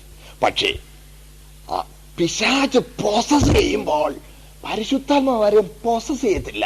പരിശുദ്ധാത്മാവ് അനോയിന്റ് ചെയ്യത്തേ ഉള്ളൂ, അഭിഷേകം ചെയ്യുന്നു. അവൻ ബാധിക്കുമ്പോൾ പരിശുദ്ധാത്മാവ് അഭിഷേകം ചെയ്യുകയാണ്. ഇത് തമ്മിലുള്ള വ്യത്യാസം എന്താ? ബാധിക്കുക എന്ന് പറഞ്ഞാൽ അങ്ങ് കേറുക, അനുവാദം ചോദിക്കല്ല. കാശ്മീരിലെ തീവ്രവാദികൾ കയറുന്നവരെ കയറുക. നമുക്കറിയാമല്ലോ, കർത്താവ് തന്നെ പറഞ്ഞില്ല, അശുദ്ധാത്മാവ് ഒരു മനുഷ്യനെ വിട്ട് നീലാത്ത സ്ഥലങ്ങൾ തടുപ്പന്വേഷിച്ച് നടന്നു, പക്ഷെ എങ്ങും കിട്ടിയില്ല. തിരിച്ചു വന്ന് എങ്ങും കിട്ടാഞ്ഞപ്പോ തിരിച്ചു വന്ന് നോക്കിയപ്പോൾ അടിച്ചു വാരിയതും അലങ്കരിച്ചതും ഒഴിഞ്ഞതും. ആ ഒഴിഞ്ഞതാണ് ഒരു ചെറിയ ചാൻസ് ഉണ്ട്. പോയി തന്നിലും ദുഷ്ടതേറിയ എണ്ണത്തെ കൂടെ കൂട്ടി വന്ന് അങ്ങ് കേറി പാർത്തു. അനുവാദത്തിനൊന്നും നിൽക്കുന്നില്ല. ബലാത്കാരേണ കീഴ്പ്പെടുത്തി ബാധിക്കുന്നത് പിശാചിന്റെ പണിയാണ്. പരിശുദ്ധാത്മാവ് ആരെയും അങ്ങനെ ബലാത്കാരേണ കീഴ്പ്പെടുത്തുന്നില്ല, ഏൽപ്പിച്ചു കൊടുത്താൽ മാത്രം. മനസ്സിലാവുന്നുണ്ടോ? അതുകൊണ്ട് നമ്മൾ നമ്മളെ സമ്പൂർണമായി ഏൽപ്പിച്ചു കൊടുക്കണം. റിസർവേഷൻ ഉണ്ടാകരുത്. കേൾക്കണേ, നമ്മൾ ദൈവദിനം വായിക്കുമ്പോൾ തന്നെ നമുക്ക് എന്ത് ചെയ്യും? നമ്മൾ ആദ്യം മനസ്സിൽ ചില മുൻവിധി വെച്ചോണ്ടാ വായിക്കും. അത് വന്നാൽ കുഴപ്പമാവും. അത് ഒന്ന് പറഞ്ഞ വായിച്ചേട്ടെ. ലൂക്കോസിന് സുവിശേഷം 10-ാം അധ്യായം 26-ാമത്തെ വാക്യം. ലൂക്കോസ് 10:26. അതുപോലെ 8:18 കൂടെ ഒന്ന് വായിച്ചേ. ലൂക്കോസ് കേട്ടോ, എന്ത് എഴുതിയിരിക്കുന്നു നീ എങ്ങനെ? അപ്പൊ എഴുതിയിരിക്കുന്നു അല്ലാതെ വായിക്കാവോ? വായിക്കാം. 8:18 കൂടെ ഒന്ന് വായിച്ചേ. ലൂക്കോസ് 8:18. എങ്ങനെ കേൾക്കുന്നു എന്ന് സൂക്ഷിക്കണം. വായിക്കുന്നത് എങ്ങനെയെന്നും കേൾക്കുന്നത് എങ്ങനെയെന്നും സൂക്ഷിക്കണം. കാര്യം ഈ മനസ്സിലിരിക്കുന്ന മാനത്ത് കാണുക എന്ന് പറയും, കേട്ടിട്ടുണ്ടോ? മനസ്സിലിരിക്കുന്നത് മാനത്ത് കാണുക. മനസ്സിലാക്കി തരാം. ഒരു ഷേക്സ്പിയർ നാടകമാണല്ലോ ഹാംലെറ്റ്. അതിനകത്ത് പൊളോണിയസ് എന്നൊരു, നിങ്ങൾക്ക് ചിലപ്പോൾ അറിയാമായിരിക്കുമല്ലോ, പൊളോണിയസ് എന്നൊരു ക്യാരക്ടർ ഉണ്ട്. ഹാംലെറ്റ് മനസ്സിലെ ചിന്തകൾ എന്താണെന്നുള്ളതൊന്ന് കണ്ടുപിടിക്കാൻ അവനെ നിയോഗിച്ചിരിക്കുക. ഇങ്ങനെ പൊളോണിയസ് ഹാംലെറ്റിന്റെ മനസ്സിലെ ചിന്തകൾ എന്താണെന്ന് പിടിക്കാനായിട്ട് ഇങ്ങനെ പുറകെ കൂടിയിരിക്കുക. അപ്പം വായിക്കുന്ന പുസ്തകം ഏതാണെന്ന് പിടികിട്ടി അവന്റെ ചിന്ത ഏതാണെന്ന് മനസ്സിലാവുമല്ലോ. അതുകൊണ്ട് ഇങ്ങനെ പുറകെ കൂടി ഒരു ദിവസം ഹാംലെറ്റ് വായിച്ചുകൊണ്ട് നടക്കുക. മുറ്റത്തോട് നടക്കുമ്പോൾ എത്ര ഇവൻ എത്തി വലഞ്ഞൊക്കെ നോക്കിയിട്ടും ഏത് പുസ്തകമാണ് പിടികിട്ടുന്നില്ല. അവൻ വന്ന് പതുക്കെ, എന്താ വായിക്കണത്? പുസ്തകത്തിൽ നിന്ന് കണ്ടു പറിക്കാതെ ഹാംലെറ്റ് പറഞ്ഞു, words words words words words, വാക്കുകൾ വാക്കുകൾ വാക്കുകളാണ് വായിക്കുന്നത്. പിടികിട്ടിയില്ല ഏത് പുസ്തകമാണ്. പിന്നെയും അമ്മ ചുറ്റിപ്പറ്റി ചോദിച്ചു, milord what do those words purport? ആ വാക്കുകളുടെ അർത്ഥം എന്താണ്? ഉടനെ പുസ്തകം അടച്ച് വിരലവിടെ ഇട്ട് വെച്ച് പിടിച്ചോണ്ടേ അടുത്ത് വരാൻ പറയും. അടുത്തോട്ട് പിടിച്ചിട്ട് ഇത് ആകാശത്തോട്ട് നോക്കിയെന്ന് പറയും. എന്താ അവിടെ കാണുന്നു? ഒരു മേഘം കാണുന്നുണ്ട്. അത് കണ്ടിട്ട് ഒരാനയെ പോലുണ്ട് ഇല്ലേ? ആ വലിയ ആനയെ പോലെ ഇരിക്കുന്നു. ഇങ്ങോട്ട് നീങ്ങി നോക്കി. ഇപ്പൊ അത് കണ്ടിട്ട് ഒരു വലിയ കുതിരയുടെ കൂട്ടുണ്ടില്ലേ? ശരിയാ, ഇപ്പൊ ഒരു വലിയ കുതിരയെ പോലെ ഇരിക്കുന്നു. ഇങ്ങോട്ട് മാറി നോക്കി. ഇപ്പൊ അത് കണ്ടിട്ട് ഒരു വലിയ വീസലിനെ പോലെ ഇരിക്കുന്നില്ലേ? Very much like a weasel. And ഇതുപോലെ ആ വാക്കുകൾ. നീ മനസ്സിൽ ആനയും വെച്ചോണ്ട് നോക്കിയാൽ മേഘത്തിൽ ആരാന്ന് തോന്നുന്നു? മേഘം ആന പോലെ ഇരിക്കും. കുതിരയൊക്കെ വെച്ചോണ്ട് നോക്കിയാൽ കുതിര. ഇതുപോലെ ആ വാക്കുകൾ. നീ മനസ്സിൽ എന്നാ വെച്ചേക്കുന്നോ അത് നമ്മൾ വാക്കുകളിൽ കാണും. അതാ കർത്താവ് പറഞ്ഞത്. എങ്ങനെ വായിക്കുന്നു, എങ്ങനെ കേൾക്കുന്നു എന്നോർത്തോ. ദയവ് ചെയ്ത് ദൈവദിനത്തിന്റെ അടുത്ത് വരുമ്പോണ്ടല്ലോ മുൻവിധികളൊക്കെ ഒന്ന് മാറ്റി വെച്ചേച്ച് പ്ലീസ്. ഒരു ക്ലീൻ ടാബുളോ റാസ, ക്ലീൻ സ്ലേറ്റ് എന്നെങ്കിൽ മാത്രമേ നമുക്കതിന്. അതുകൊണ്ടാണ് നമ്മൾ സമ്പൂർണമായിട്ട് ഏൽപ്പിച്ചു കൊടുത്താൽ ദൈവം ഈ അനുഭവം നമുക്ക് തരും. സ്തോത്രം. നമ്മൾ പലപ്പോഴും ആ ടോട്ടൽ സബ്മിഷന് നമുക്ക് മനസ്സിലാത്താണ് കുഴപ്പം. പ്രിയപ്പെട്ടവരെ, ക്രിസ്ത്യ ജീവിതം ശരിക്കും ആനന്ദകരമാകും. സ്തോത്രം. ദൈവവുമായുള്ള ബന്ധം വളരെ സജീവമാകും. സ്തോത്രം. നമ്മുടെ ആത്മീയ വർധനവിനായി ദൈവം നിയമിച്ചിരിക്കുന്ന ഒരു അനുഗ്രഹിക്കപ്പെട്ട ഉപാധിയാണത്. അന്യഭാഷയിൽ സംസാരിക്കുന്നവൻ ആരോട് സംസാരിക്കുന്നു? ദൈവത്തോട് സംസാരിക്കും. ഇവിടെ ചിലർ അന്യപാട് ദേഷ്യം വരും. ഇപ്പം ചില അന്യപാട് പറഞ്ഞേട്ടാ ദൈവത്തെ പള്ളു പറയുന്ന പോലെ ഇരിക്കും. അങ്ങനെ മുഖത്തൊക്കെ കയ്പ് കുടിക്കുന്ന പോലെ ആ മുഖഭാവം. No no no no no, അങ്ങനല്ല. ശരിക്കും ദൈവത്തോട് സംസാരിക്കുന്ന what a sweet experience it is. You are in a closed door communion with the great master. You have shut out the world and you are closeted with the Lord Almighty, and you are in sweet communion with Him. Praise the Lord. അനുഗ്രഹിക്കാം. നമുക്ക് ആത്മീയ വർധന വരുത്തുന്നു. സ്തോത്രം. അന്യഭാഷ സംസാരിക്കുന്നവൻ ദൈവത്തോട് സംസാരിക്കും. തനിക്ക് താൻ ആത്മീയ വർധന വരുത്തിയ വിശുദ്ധീകരണത്തിൽ. മനസ്സിലാവുന്നുണ്ടോ? അതിന് പരിശുദ്ധാത്മാവ് നമ്മളെ പ്രാപ്തന്മാരാക്കുകയാണ്. സ്തോത്രം. ഞാൻ ഇനി അതിനെക്കുറിച്ച് കൂടുതൽ വിശദീകരിക്കുന്നില്ല. സ്തോത്രം. അപ്പോൾ വിശുദ്ധീകരണം എന്നുള്ള എന്റെ വിഷയം, അതുമായി ബന്ധപ്പെട്ട ഭാഗം മാത്രം ഞാനൊന്ന് സൂചിപ്പിക്കാൻ ശ്രമിക്കുകയാണ്. ഇനി അടുത്തത്, ഈ വിശുദ്ധീകരണത്തിന് പരിശുദ്ധാത്മ നൽകുന്ന മറ്റ് ചില കാര്യങ്ങളും കൂടെ ഒന്ന് പറഞ്ഞേക്കാം. കൃപാവരങ്ങൾ. നമ്മുടെ വിശുദ്ധീകരണത്തിനായി പരിശുദ്ധാത്മ നൽകിയിരിക്കുന്ന കൃപാവരങ്ങൾ. ചില വാക്കുകളൊന്ന് വായിച്ചേക്കണേ. കൃപാവരങ്ങളൊക്കെ സഭയ്ക്കുള്ളതാ, മറക്കരുത്. It's not for any private enterprise.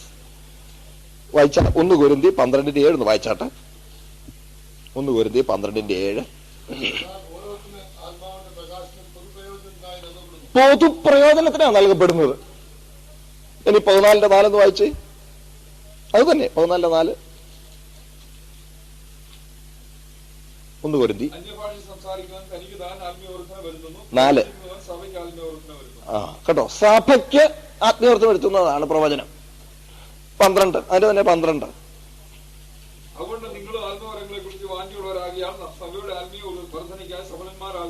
കേട്ടോ, സഭയുടെ ആത്മിക വർദ്ധനവിനായി സഫലന്മാരാകുവാൻ ശ്രമിപ്പീൻ. സ്തോത്രം. എഫേസ്യർ 4:13.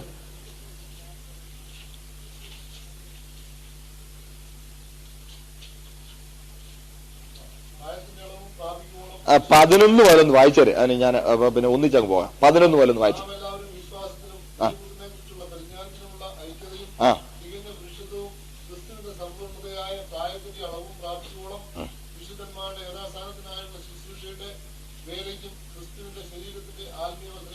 നോക്കണേ, അപ്പോസ്തലന്മാരെയും ശുശ്രൂഷകന്മാരെയും കൃപാവരങ്ങളൊക്കെ കൊടുത്ത് നിയമിച്ചിരിക്കുന്ന സഭയുടെ ആത്മീക വർധനയ്ക്ക് ആകുന്നു. സ്തോത്രം. മറക്കില്ല. 16 വരെ വായിച്ചില്ലല്ലോ. 16 വരെ ഒന്ന് വായിച്ചാട്ട് വേഗം.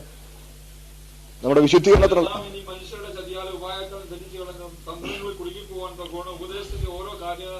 അലഞ്ഞൊഴുകുന്ന ശിശുക്കളായിരിക്കാതെ സ്നേഹത്തിൽ സത്യം സംസാരിച്ചുകൊണ്ട് ക്രിസ്തു എന്ന തലയോളം സകലത്തിലും വളരുവാനിടയാകും.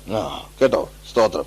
സ്നേഹത്തിൽ സത്യം സംസാരിച്ചുകൊണ്ട് ക്രിസ്തു എന്ന തലയോളം സകലത്തിലും വളരുവാനിടയാകേണ്ടതിനാണ് പൊതുസഭയുടെ സ്തോത്രം അനുഗ്രഹത്തിനായി കൃപാവരങ്ങൾ പരിശുദ്ധാത്മാവ് നൽകുന്നത്. സ്തോത്രം. അത് പരിശുദ്ധാത്മാവ് നൽകുന്ന. അത് ഈ ബിലയാം ചെയ്തതുപോലെ, മനസ്സിലായല്ലോ. Don't engage in A private trade with it. ദൈവം തന്ന കൃപാവരങ്ങൾ കൊണ്ട് പ്രൈവറ്റ് ട്രേഡിങ്ങിന് പോകരുത്. എന്റെ കൂടെ ഉണ്ടോ? മനസ്സിലാവുന്നുണ്ടോ? സഭയുടെ പൊതുപ്രയോജനത്തിനാണ്, ലൗകികതയിൽ വർദ്ധിപ്പിക്കാനല്ല. ഇതൊക്കെ നമ്മൾ വ്യക്തമായിട്ട് പുസ്തകം പഠിപ്പിക്കുന്ന മനസ്സിലാക്കണേ. അല്ല, ഏറ്റവും നമ്മൾ വീഴുന്നത് ഒരു പ്രത്യേക കാര്യത്തിലാണെന്നുള്ളത് കൊണ്ട് അതിനെക്കുറിച്ച് ഒരു ഇച്ചിരി കാര്യം ഒന്ന് പറഞ്ഞാൽ കൊള്ളാവുന്നുണ്ട്. ഈ പ്രവചനം എന്ന് പറയുന്നിടത്താണ് നമുക്ക് കൂടുതൽ തെറ്റ് സംഭവിക്കുന്നത്. സഹോദരങ്ങളെ, നമ്മളൊരു കാര്യം മറക്കരുത്. അതായത് ത്രിയേക ദൈവത്തെയും പിശാച് ഇമിറ്റേറ്റ് ചെയ്യും. ഇമിറ്റേറ്റ് എന്ന് പറഞ്ഞാൽ അവൻ വ്യാജ വേഷം കെട്ടി ഇറങ്ങുന്നു. പക്ഷേ ഏറ്റവും കൂടുതൽ അവൻ വേഷം കിട്ടുന്നത് പരിശുദ്ധാത്മാവിന്റെ ശുശ്രൂഷയാണെന്ന് മറക്കരുത്. ആണല്ലോ. അതാണ് പ്രത്യേകം നമ്മളെ ഓർമ്മിപ്പിക്കുന്നു. സാത്താൻ താനും വെളിച്ചദൂതന്റെ വേഷം കെട്ടുന്നു. വെളിച്ചദൂതൻ എന്ന് പറയുന്ന പരിശുദ്ധാത്മാവാണ്. ത്രിയേക ദൈവത്തെയും വെളിച്ചം എന്ന നിലയിൽ തിരുവെഴുത്തിൽ അവതരിപ്പിച്ചിട്ടുണ്ട്. പിതാവായ ദൈവത്തെ വെളിച്ചത്തിന്റെ പിതാവെന്നും, പുത്രനാം ദൈവം ലോകത്തിന്റെ വെളിച്ചവും, പിന്നെ അതുപോലെ തന്നെ പരിശുദ്ധാത്മാവാം ദൈവം വെളിച്ചത്തിന് ദൂതനുമെന്നാണ്. 2 കൊരിന്തി 11-ാമത്തെ അധ്യായം അതിന്റെ 14-ാമത്തെ വാക്യം വായിച്ചേക്കുന്നത്. 2 കൊരിന്തി 2 Corinthians chapter 11 verse 14. സാത്താൻ താനും വെളിച്ചദൂതന്റെ വേഷം ധരിക്കുന്നുവല്ലോ. വായിച്ചു. ആകയാൽ അവന്റെ ശുശ്രൂഷക്കാർ നീതിയുടെ ശുശ്രൂഷക്കാരുടെ വേഷം ധരിച്ചാൽ അതിശയമില്ല. കേട്ടോ. അപ്പൊ നോക്കണേ, ഏറ്റവും കൂടുതൽ പിശാച് ഇമിറ്റേറ്റ് ചെയ്യുന്ന ആരെയാണ്? പരിശുദ്ധാത്മാവിന്റെ ശുശ്രൂഷകളെയാണ്. അപ്പൊ നമ്മൾ വളരെ ജാഗ്രതയുള്ളവരായിരിക്കണം. പ്രിയ ദൈവമക്കളെ, പുതിയ നിയമ പ്രവചന ശുശ്രൂഷയും പഴയ നിയമ പ്രവചന ശുശ്രൂഷയും വ്യത്യസ്തമാണ്. പ്രവചന ശുശ്രൂഷ എന്ന് പറഞ്ഞാൽ പൊതുലോകത്തുള്ള ഹിന്ദുക്കളുടെ ഇടയിലുള്ള കണിയാന്റെ പരിപാടിയുടെ ഒരു പകർപ്പല്ല സഭയിലെ പ്രവചനം. അത് ഫോർടെല്ലിംഗ് അല്ല.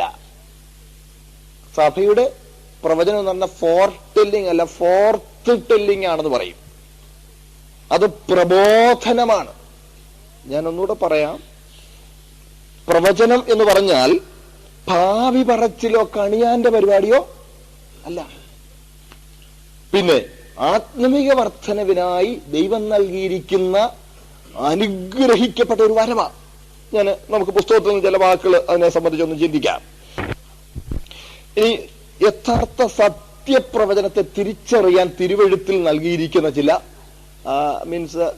യോഗ്യതകളുണ്ട്. അല്ലെങ്കിൽ there are certain specific characteristics we should notice in prophecy to determine whether it is genuine prophecy from the Holy Spirit or not. ഒന്നാമത്, ഞാൻ പറഞ്ഞില്ല, ആദ്യം പറഞ്ഞ കാര്യം മറക്കല്ല്. ഒന്നാമത്തെ കാര്യം, പ്രവചനം എന്ന് പറഞ്ഞാൽ പ്രബോധനമാണ് പ്രധാനം, ഭാവി പറച്ചിൽ അല്ല. പ്രബോധനമാണ്. വാക്യങ്ങളൊന്ന് വായിച്ചാട്ടെ. റോമാലേഖനം 12-ാം അധ്യായം 6-ാമത്തെ വാക്യം. റോമാലേഖനം 12-ാം അധ്യായം 6-ാമത്തെ വാക്യം. കേട്ടോ, പ്രവചനമെങ്കിൽ എങ്ങനെ ആയിരിക്കണം? വിശ്വാസ പ്രമാണത്തിന്, ദൈവവചനത്തിന് യോഗ്യമായിരിക്കണം, വചനത്തിന് ചേർന്നതായിരിക്കണം, വചനവുമായി കോൺട്രഡിക്റ്റിംഗ് ആകരുത്. കേട്ടേ, സർവ്വലോകവും ദുഷ്ടന്റെ അധീനത്തിലാണെന്ന് വേദപുസ്തകം പറയുന്നു. അപ്പൊ ഒരു പ്രവാചകൻ നമ്മൾ പറയാണ്, അതെ, നിങ്ങൾ താമസിക്കുന്ന ആ സ്ഥലം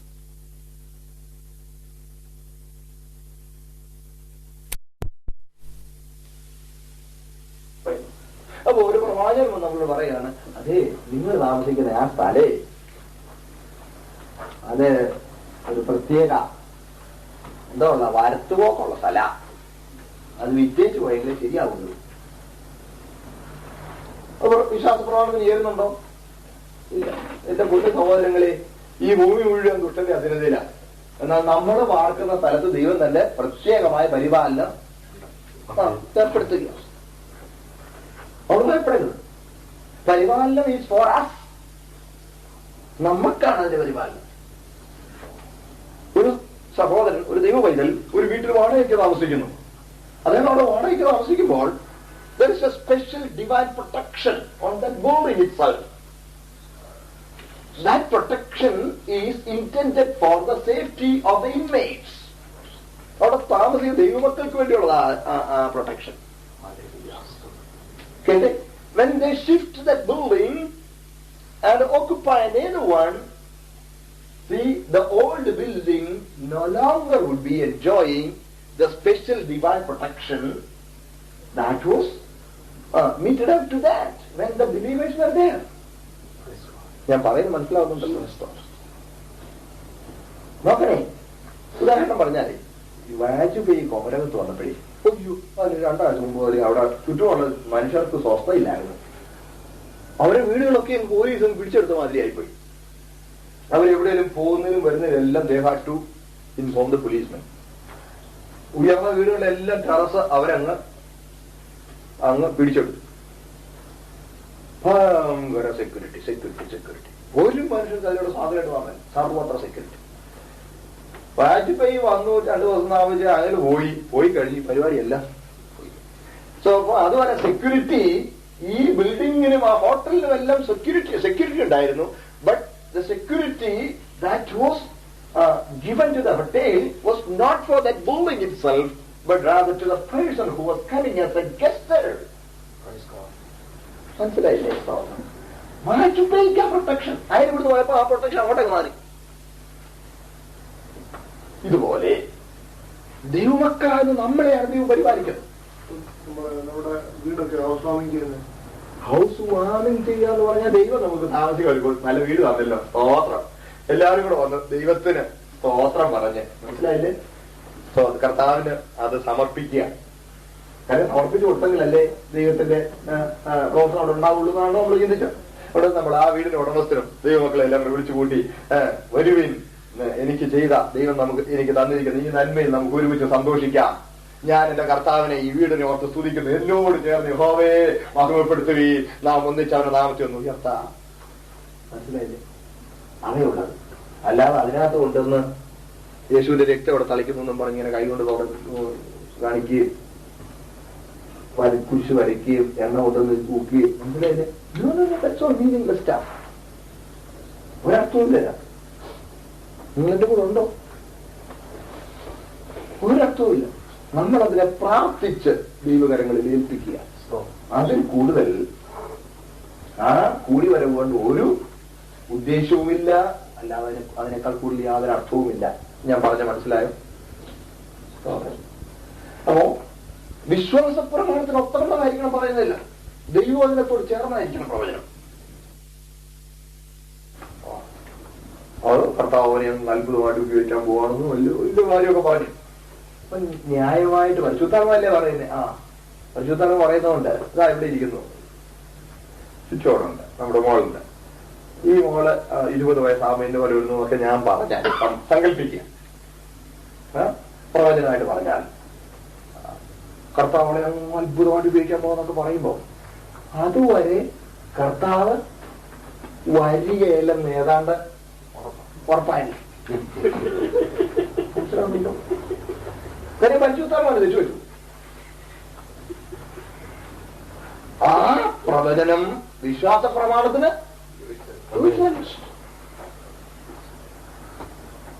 മനസ്സിലാവുന്നുണ്ടോ?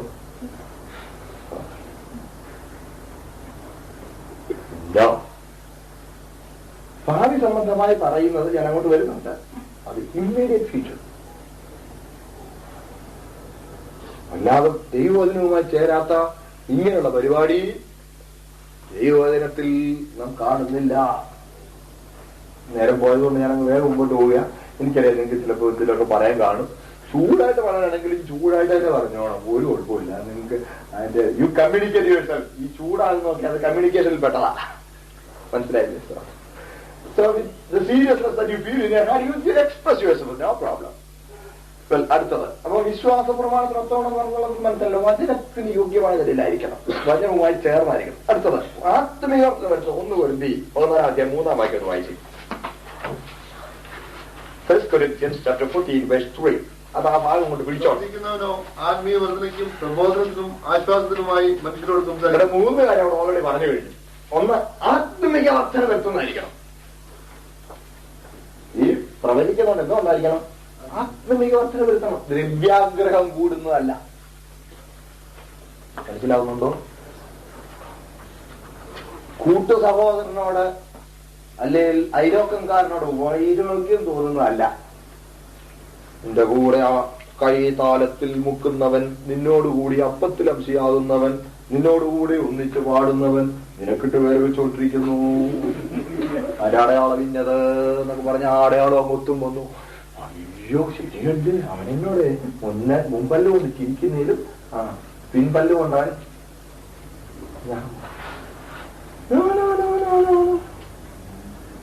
ആ അയലോക്കംകാരനോടാണ്. മനസ്സിലായില്ലേ? അങ്ങനെയുള്ള ചിന്ത ഉണ്ടാക്കുന്നതൊന്നും ദൈവികം അല്ല, പരിശുദ്ധാത്മാവിന്റേതല്ല. ആത്മീയ വർദ്ധന വരുത്തുന്നതായിരിക്കണം. കർത്താവിനോടുള്ള സ്നേഹം വർദ്ധിപ്പിക്കുന്നത്, ആത്മീയമായി ഉത്തേജനം തരുന്നതായിരിക്കണം. അടുത്തത് പ്രബോധിപ്പിക്കുന്നതായിരിക്കണം. 1 Corinthians ഇപ്പം വായിച്ചതിനകത്ത് ഉടനെ വായിക്കണ്ടല്ല. പ്രബോധിപ്പിക്കുന്നത് നമ്മളൊരു പ്രത്യേക വിഷയത്തിന് മുമ്പിലാണ്, ഒരു പ്രത്യേക സാഹചര്യത്തിലാണ്. ആ സാഹചര്യ സംബന്ധമായി നമുക്കൊരു ഒരു ദൈവിക വെളിപ്പാട് അല്ലെങ്കിൽ ദൈവികമായ ഒരു ആലോചന നമുക്ക് തന്നു. നമുക്കൊന്നൊരു പ്രബോധനമായിരിക്കണം. അങ്ങനെയുള്ളതാണ് പ്രവചനം. ഒരു വാക്യം വായിച്ചിരുന്ന പ്രവർത്തിയുടെ പുസ്തകം 15-ാം അധ്യായം 32-ാം വാക്യം വായിച്ചാൽ ആ ആശയം ഒന്നുകൂടെ ഒന്ന് ഉറപ്പിക്കപ്പെടും. പ്രവർത്തി 15-32.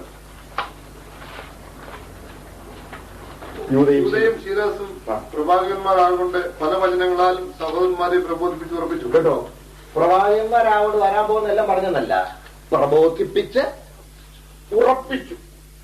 അപ്പൊ പ്രബോധിപ്പിക്കുന്നത് അടുത്തൊന്ന് ഉറപ്പിക്കുന്നത്. മനസ്സിലായില്ലേ? നമ്മുടെ മനസ്സിൽ ഉറപ്പ് ഇളക്കി കളയുന്നതല്ല. കേൾക്കുന്നേ, ശവപ്പെട്ടി കാണുന്നു, ശവപ്പെട്ടി വരുണ്ട്, തീർന്ന കാര്യം. ആശ്വസിപ്പിക്കുന്നതാണ്. അതാണ് അടുത്തത്. ഒരു വായിച്ച വാക്യത്തിൽ തന്നെ ഉണ്ട്. 1-14-3. അവിടെ തന്നെ വരട്ടെ, അതിന്റെ പേര് തന്നെ രക്ഷിക്കപ്പെടാല്ലേ? ദേശീയായി അങ്ങനെ പറ്റും പറയാമോ അല്ലേ? എന്റെ സഹോദരങ്ങളെ, എന്റെ കർത്താവ് അറിയാതെ തലേന്നൊരു മുടി പോലും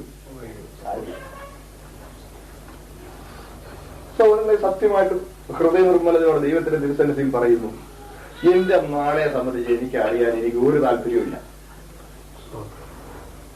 I am not interested to know about my tomorrow because I am 100% sure that my Lord is taking care of me.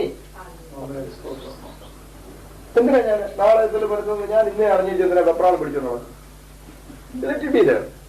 I don't care.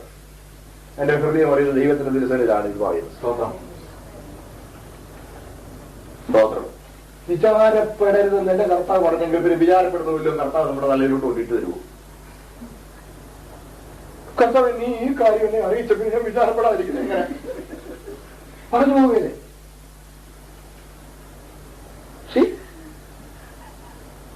ഒരിക്കലും നമ്മളെ ഇളക്കിക്കളയുന്നതും വിഷമിപ്പിച്ച് കളയുന്നതും പരിശുദ്ധാത്മ ചെയ്യില്ല.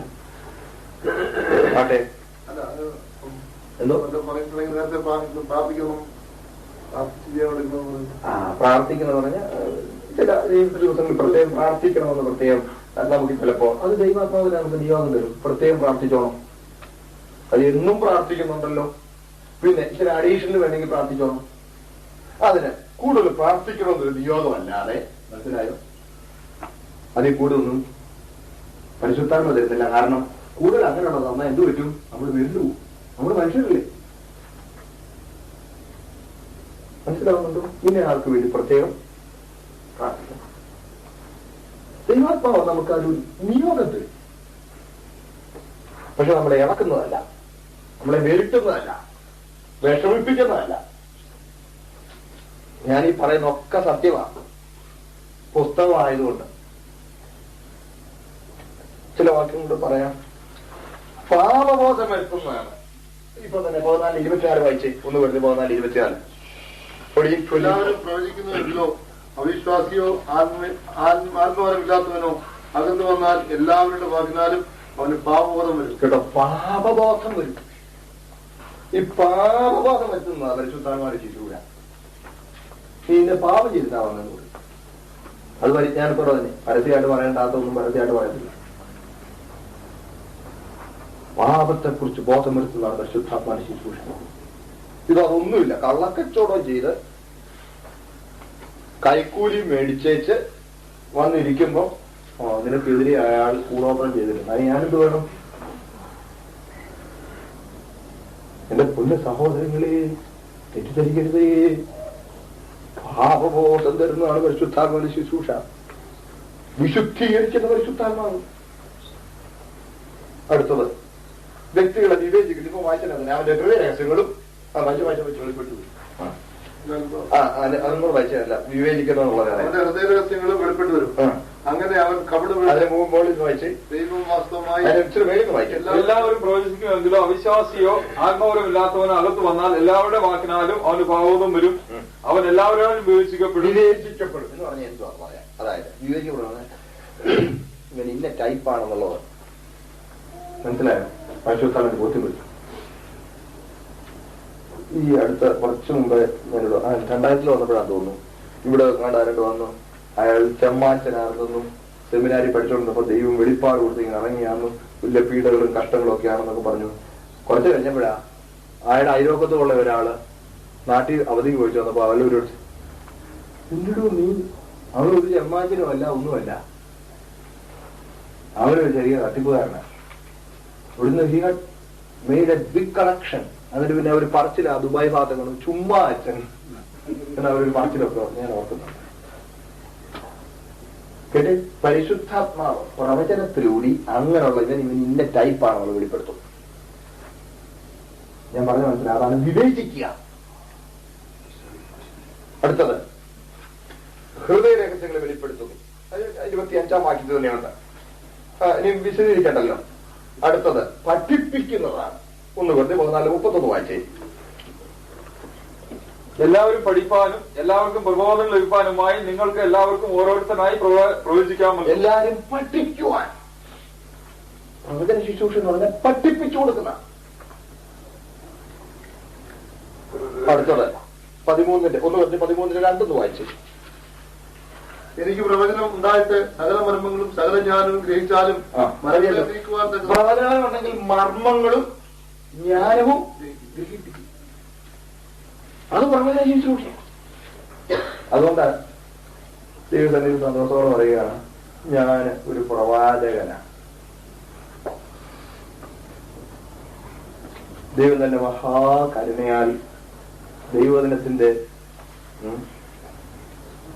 മാർമികമായ വിഷയങ്ങളിലേക്ക് ദൈവത്തിന്റെ ആത്മാവിനെ നടത്താറുണ്ട്.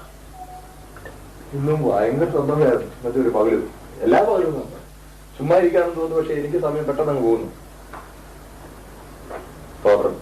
ഞാൻ രാവിലെ ഓട്ടോട് എഴുന്നേറ്റത് 1-ാം സങ്കീർത്തനം ഓട്ടോടെ എഴുന്നേറ്റപ്പോ എനിക്ക് വലിയ സന്തോഷം തോന്നി. നമ്മളതിനകത്ത് ആദ്യത്തെ ഭാഗം മാത്രമേ പറയാറുള്ളൂ.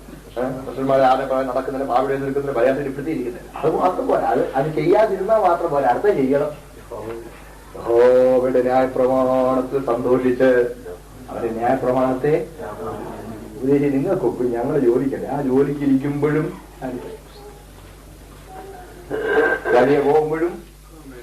വഴിയെ പോകുമ്പോഴും നമുക്ക് ഒഴിവ് കിട്ടുന്ന സമയങ്ങളിലൊക്കെ ദൈവവചനം ധ്യാനിക്കണം. അങ്ങനെ ദൈവവചനം ധ്യാനിച്ചുകൊണ്ടിരിക്കുമ്പോൾ ദൈവത്തിന്റെ വചനത്തിന്റെ ആടുകളിലേക്ക് നമ്മൾ ഇറങ്ങും. സ്തോത്രം. അപ്പൊ ദൈവവചനത്തിന്റെ മാർമികമായ വിഷയങ്ങൾ സ്തോത്രം ദൈവാത്മാവിനാൽ വെളിപ്പെട്ട് കിട്ടി മറ്റുള്ളവരെ പഠിപ്പിച്ചു കൊടുക്കുന്ന ശുശ്രൂഷയാണ്. ആരുടെ ശുശ്രൂഷ? പ്രവാചകന്റെ ശുശ്രൂഷ. എനിക്ക് പറഞ്ഞ് മനസ്സിലായല്ലോ. അപ്പൊ ഭാവി സംബന്ധമായി ഒന്നും പറയും കിട്ടി, അത് പുസ്തകത്തിലുണ്ടല്ലോ. അതുകൊണ്ട് നമുക്ക് നമ്മുടെ ക്രിസ്ത്യ ജീവിതത്തിന് ഹാനികരമായി എന്തെങ്കിലുമുള്ള കെണികൾ ദുഷ്ടനാവിന് ഒരുക്കുന്നുണ്ടെന്നും അതിനെ സംബന്ധിച്ച് നമുക്ക് മുന്നറിയിപ്പ് തരേണ്ടതാണ്, ഒരുങ്ങേണ്ടതിനെന്നും പരിശുദ്ധാത്മാവിനെ ബോധ്യപ്പെട്ടാൽ അങ്ങനെയുള്ള വിഷയങ്ങൾ നമ്മെ ഓർമ്മിപ്പിക്കും. പ്രാർത്ഥിക്കേണ്ടതിന്, ഒരുങ്ങേണ്ടത്. അതുകൊണ്ടാണ് മരണത്തിൽ നിന്ന് നീക്കുവെക്കൽ കർത്താവായ യഹോവയ്ക്കുള്ളതാണ്. സ്തോത്രം. മനസ്സിലാകുന്നുണ്ടല്ലോ. സ്തോത്രം. ദൈവം നമുക്ക് ഉദ്ധാരണങ്ങളുടെ ദൈവമാണ്. സ്തോത്രം. ദൈവം നമ്മെ ഉദ്ധരിക്കുന്നവനാണ്. അപ്പോൾ അതിനുവേണ്ടി നമ്മൾ ഏതെങ്കിലും പ്രത്യേക നിലയിൽ ദൈവസ്ഥലത്തിൽ ഒരുങ്ങണമെന്നുണ്ടെങ്കിൽ അങ്ങനെയുള്ള വിഷയങ്ങൾ ദൈവാത്മാവ് നമ്മളെ ബോധ്യപ്പെടുത്തി തരും. അത് അപൂർവമാണ്. അങ്ങനെ ഭാവി സംബന്ധമായ കാര്യങ്ങളുണ്ടായാൽ അത് വളരെ അപൂർവമായിട്ടായിരിക്കും. അത് ഇമ്മീഡിയറ്റ് ഫ്യൂച്ചറുമായിരിക്കും. സ്തോത്രം. അതല്ലാതെ സ്തോത്രം ഇവിടെ വീട് വെക്കേണ്ടതെന്നുള്ളത് വെളിപ്പെടുത്തുന്നതല്ല. ഇത് ഈ ചെറിയ കാലത്തെ ശുശ്രൂഷയിൽ അനേക അനുഭവങ്ങളെ കുറിച്ച് പറയാനുണ്ട്. സമയം പോയതുകൊണ്ട് ഞാൻ അതിനൊക്കെ പോകുന്നില്ല. ഒരിക്കലും അച്ചായൻ എന്നെ വിടുകയില്ല. തിരുവനന്തപുരത്ത് എനിക്കൊരു പ്ലോട്ടുണ്ട്. എന്റെ ഉപദേശി 2 വശത്തൂടെ പ്ലോട്ടുണ്ട്. അവിടെ വെക്കണോ, അങ്ങോട്ട് വാതിലാക്കണം, ഇങ്ങോട്ട് വാതിലാക്കണം, ഒരു വിളിയും ദൈവാത്മാവ് ഞങ്ങളോട് പറയുന്നു. എന്റെ ഭാര്യയ്ക്ക് തന്നെ ഒരുപാട് ദൈവദാസ ശുശ്രൂഷിച്ചിട്ടുണ്ടെന്ന് ദൈവദാസന് ദൈവാത്മാവ് വെളിപ്പെടുത്തിയിട്ടുണ്ടെന്ന് വിടാതെ പിന്തുടരുന്ന പോയി. നോ, അത് പരിശുദ്ധാത്മ ശുശ്രൂഷയല്ല. അതുപോലെ ഏത് പെണ്ണിനെയാണ് കല്യാണം കഴിക്കേണ്ടതെന്നും ഏത് ചെറുക്കനെയാണ് കല്യാണം കഴിക്കേണ്ടതെന്നും ഒന്നും ഉള്ളത് അത് വെളിപ്പെടുത്തുന്ന ഒന്നും പരിശുദ്ധാത്മാവിന്റെ ശുശ്രൂഷ. ബാക്കി നിങ്ങൾക്ക് പറയരുതോ? ആണോ? ദൈവത്തിന്റെ ആത്മാവ് നമുക്ക് പരിജ്ഞാനം തന്നിട്ടുണ്ട്. കാര്യങ്ങളെല്ലാം പരിഗണിച്ച് ഇടുന്നുണ്ടല്ലോ, കാര്യങ്ങളെല്ലാം പരിഗണിച്ച് ബുദ്ധിപൂർവമായി ദൈവഹിത പ്രകാരമുള്ള തീരുമാനമെടുക്കാൻ ദൈവം നമുക്ക് പരിജ്ഞാനം തന്നിട്ടുണ്ട്, ഉത്തരവാദിത്വം തന്നിട്ടുണ്ട്. നിങ്ങളെന്നെ കേൾക്കുന്നുണ്ടല്ലോ, സ്തോത്രം. പ്രിയ ദൈവമക്കളെ, എന്നാൽ തീരുമാനമെടുത്ത് വലിയ ബുദ്ധിമുട്ടാകുന്ന സന്ദർഭത്തിൽ വരുമ്പോൾ ദൈവസന്നിധിയിൽ പ്രത്യേകം പ്രാർത്ഥിച്ചാൽ ദൈവം നമ്മളെ നടത്തിപ്പോഴും. ഞാൻ പ്രാർത്ഥിക്കാറുണ്ട് കേട്ടോ. 2-3 കാര്യങ്ങൾ ഏതാണ് തിരഞ്ഞെടുക്കേണ്ടതെന്ന് അറിയാൻ മേല. ഞാൻ കർത്താവിനോട് പ്രാർത്ഥിക്കാറുണ്ട്, എന്റെ പൊന്നു കർത്താവേ, ഞാനൊരു മണ്ടനാണ്, ദൈവത്തോട് പറയാറുണ്ട്, അപ്പാ ഞാൻ ഭയനാണ്, എനിക്ക് പാതിൽ 1 ഇഞ്ച് പോലും കാണാനുള്ള ശേഷിയില്ല. അപ്പൊ ഏത് തെരഞ്ഞെടുക്കണം എന്നെനിക്ക് അറിയാൻ മേല. അതുകൊണ്ട് അപ്പച്ചൻ ഒരു കാര്യം ചെയ്യണേ, അടിയൻ പോകേണ്ട വഴി മാത്രം തുറന്നു വെച്ച് ബാക്കിയെല്ലാം അടച്ചേക്കണേ. ഞാൻ വളരെ മുട്ടിപ്പായി പ്രാർത്ഥിക്കാം. 3-4 വഴി ഒന്നിച്ച് തുറന്നു വെച്ചാൽ ഏതെങ്കിലും തെരഞ്ഞെടുക്കാനുള്ള ശേഷി എനിക്ക് പ്ലീസ്, ഞാൻ പോകാൻ അവിടുന്ന് ആഗ്രഹിക്കുന്നത് മാത്രം തുറന്നു വെച്ച് ബാക്കിയെല്ലാം അങ്ങ് അടച്ചേക്കണേ. ദൈവത്തിന്റെ പ്രത്യേകമായി ഗൈഡൻസ് അങ്ങനെയുള്ള സന്ദർഭങ്ങൾ അനുഭവിക്കുവാൻ ദൈവം കൃപ ചെയ്തിട്ടുണ്ട്. സ്തോത്രം. അതല്ലാതെ എന്നെ കേൾക്കണേ, ഇവിടെ ഒരു മീഡിയം മധ്യത്തിൽ ദൈവത്തിനും ഭക്തനും മധ്യത്തിൽ കയറി വരുന്ന ഒരു രീതി, പ്രവചനം എന്ന പേരിൽ നമ്മുടെ ഇടയിൽ സാർവത്രികമായി വരുന്നത്, വചനവുമായി ചേരുന്നത് വചനമാണ്. ഒന്നാം എന്നെക്കാൾ അറിയാം, എന്തുകൊണ്ടില്ല. ഇത്ര 9 യോഗ്യതകൾ കൊണ്ട് നോക്കണം. ഇത് ആത്മീയത വരുത്തുന്നുണ്ടോ, ഇത് കർത്താവിന്റെ സ്നേഹം വർദ്ധിപ്പിക്കുന്നുണ്ടോ, ഇതെന്നെ എനിക്ക് പ്രബോധനമാകുന്നുണ്ടോ, ഇതെന്നെ ആശ്വസിപ്പിക്കുന്നുണ്ടോ, ഇതെന്നെ ഉറപ്പിക്കുന്നുണ്ടോ? മനസ്സിലായില്ലേ? വചനം അവന് എഴുതുന്ന വചനം ആശ്വസിപ്പിക്കുന്നതായിരിക്കണമെന്നില്ല, അത് അവതരിപ്പിക്കുന്ന രീതി. എല്ലാ വചനങ്ങളും ആശ്വാസന വചനങ്ങളാക്കണമെന്നില്ലല്ലോ. തന്നെയല്ല, അവൻ അതിനെ കൂട്ടി മാറ്റുന്ന രീതി കണ്ടാൽ, ഇനി സമയം പോയോണ്ടാ ഞാന്, അതായത് ഊരും പേരും അഡ്രസ്സും എല്ലാം ഞങ്ങളോട് പറഞ്ഞിട്ടുണ്ട്, ഇതുവരെ കണ്ടിട്ടില്ലാത്തവരെ, കൈനോട്ടക്കാരൻ. മനസ്സിലാവുന്നു? ഊരും പേരും അഡ്രസ്സും എല്ലാം കൂടുതൽ വിശദമായിട്ട് പറയാൻ സമയം എടുക്കുന്നില്ല. അതുകൊണ്ട് നിങ്ങൾ ചിലക്കെങ്കിലും അനുഭവം ഉണ്ടായിരിക്കും. ഈ ഇടയിച്ചുമായിട്ട് ഒരു ഗ്രൂപ്പ് നാട്ടിലൊക്കെ ഉണ്ട്, അറിയാമോ? അവര് വന്ന് ഇന്ന മുറിയിൽ ഇന്ന അലമാരിയിൽ ഇത്രാമത്തെ തട്ടിൽ ഇന്ന തറയിരിക്കുന്ന സാരി എനിക്ക് കാണാം. കറക്റ്റായിട്ട് പറയും. അത് വ്യാജാത്മാവിനാലാണ്. അതുകൊണ്ട് നമുക്കൊരാത്മീയത്തിനും അത് മാനവീയമായ വിഷയം വെളിപ്പെടുന്നല്ല. അത് പാപബോധം തരുന്നതല്ല, അത് ആശ്വസിപ്പിക്കുന്നതല്ല, അത് പ്രബോധിപ്പിക്കുന്നതല്ല. നിങ്ങൾ എന്നെ കൂടെ ഉണ്ടേ. അതുകൊണ്ട് എല്ലാം കേൾക്കുന്നിടത്തേക്ക് ദയവ് നിങ്ങൾ ഓരോ വചനം നോക്കിയിട്ടേ, അതാണ് നമ്മൾ വായിക്കുന്നുണ്ടല്ലോ, പ്രവചനം തുച്ഛീകരിക്കുക. എന്തോ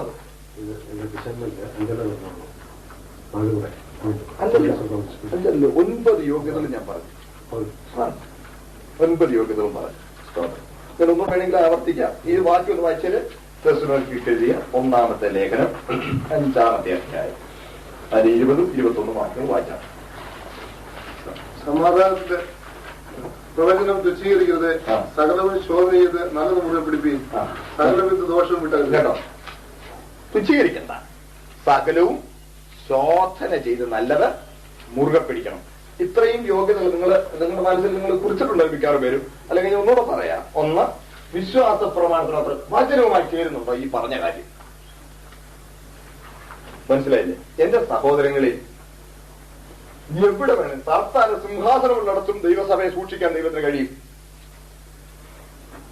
കേൾക്കണേ, അമ്പലത്തിന്റെ നടത്തറയിൽ ദൈവദാസന്മാർ കിടന്നുറങ്ങുന്നു. ഒരു കുഴപ്പമില്ല. ചിലരൊക്കെ പറയുന്നു അത് ഹോണ്ടഡ് ഹൗസ് ആണ്, അവിടെ കുഴപ്പമാവും. എന്റെ പൊന്നു സഹോദരങ്ങളെ, നീ ഒരു ദൈവവൈതലായി നീ വിശുദ്ധിയിൽ ജീവിക്കുന്നവനാണെങ്കിൽ ദൈവത്തിന്റെ പ്രത്യേക സംരക്ഷണത്തിന്റെ മേലുണ്ട്. നിങ്ങൾക്ക് ചിലപ്പോ നിങ്ങൾ നാട്ടിൽ പോകുമ്പോൾ നോക്കിക്കോളൂ, തലയോലപ്പറമ്പിൽ ഒരു എബനേസർ ബൈബിൾ കോളേജ് ഉണ്ട്, കൊല്ലാട് ചാപ്പച്ചായൻ എന്ന് പറഞ്ഞാൽ അദ്ദേഹം കർത്താവിന്റെ പരിശ്രമത്തിൽ പോയിരിക്കാൻ അദ്ദേഹം ആരംഭിച്ച നല്ലൊരു സ്ഥാപനമാണ്. 10 ഏക്കർ നല്ല റബ്ബർ തോട്ടത്തിന്റെ നടുക്ക്, ആ റബ്ബർ തോട്ടം നടുക്കൊരു നല്ല വീടൊക്കെ വലിയ പണക്കാരായ ആളുകളായിരുന്നു. അതിനകത്ത് ആരോ കെട്ടിച്ചാണ് ചത്തു. ആ വീട്ടിലൊരു മോളോ മറ്റോ എന്തോ കുറ്റക്കേട് കാണിച്ചു. അപ്പൊ ആർക്കും പിന്നെ ആ വീട്ടിനകത്തോട്ട് ആ പറമ്പിലോട്ട് പോലും ആൾ കയറാൻ പറ്റില്ല. ഒരു അസന്ധ്യ ആകുമ്പോഴേ റബ്ബർ ഒട്ടുന്നവർക്ക് പേടിയാ, അതുകൊണ്ട് ആഴ്ച കിടന്നാൽ കറ്റി ഞെരിച്ചു കൊന്നുകളി, കറ്റി ഞെരിക്കും, ആലറിക്കൊണ്ട് കൂടും, വലിയ പ്രശ്നങ്ങൾ. എന്നതാ പറയുന്നത്, അങ്ങനെ ഇരിക്കാൻ വരാതിരുന്നു.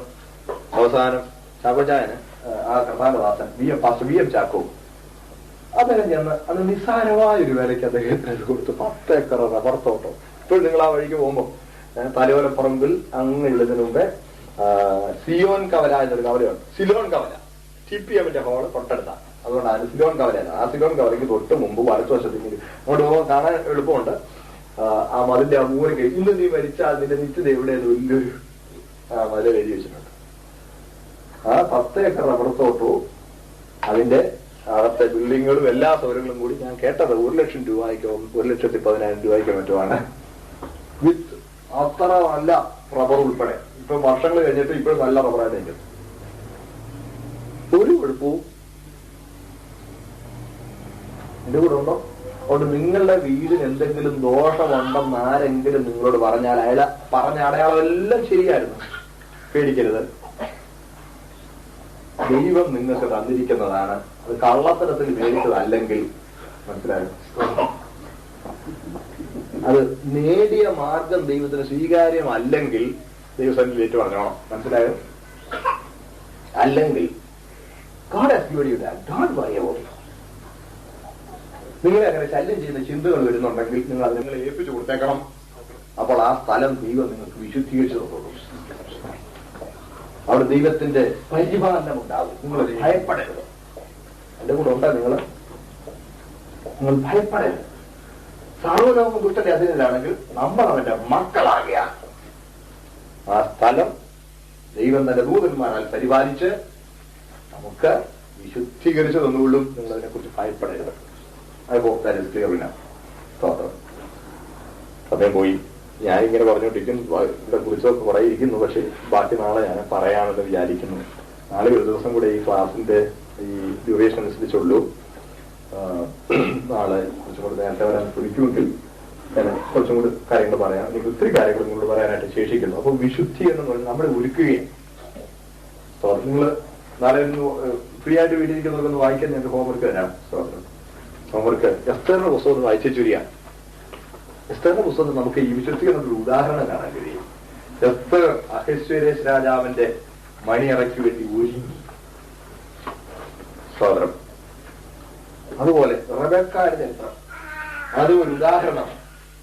റബേക്ക ഇസാക്കിന് വേണ്ടി ഒരുങ്ങുകയാണ്. പോകുന്ന വഴിക്ക് സ്തോത്രം മീൻസ് ഏലിയാസ അവളെ ഒരുക്കിക്കൊണ്ടുപോവുകയാണ്. പരിശുദ്ധാത്മാവ് സഭയെ ഒരുക്കുന്നതിന്. അപ്പൊ പരിശുദ്ധാത്മാവുള്ള വിശുദ്ധീകരണത്തിന് ഉദാഹരണമാണ്. പുതിയ ഉപദേശങ്ങൾ ഉദാഹരിക്കാൻ പഴയ നിയമ തിരുവെഴുത്തുകൾ ഉപകരിക്കാമല്ലോ.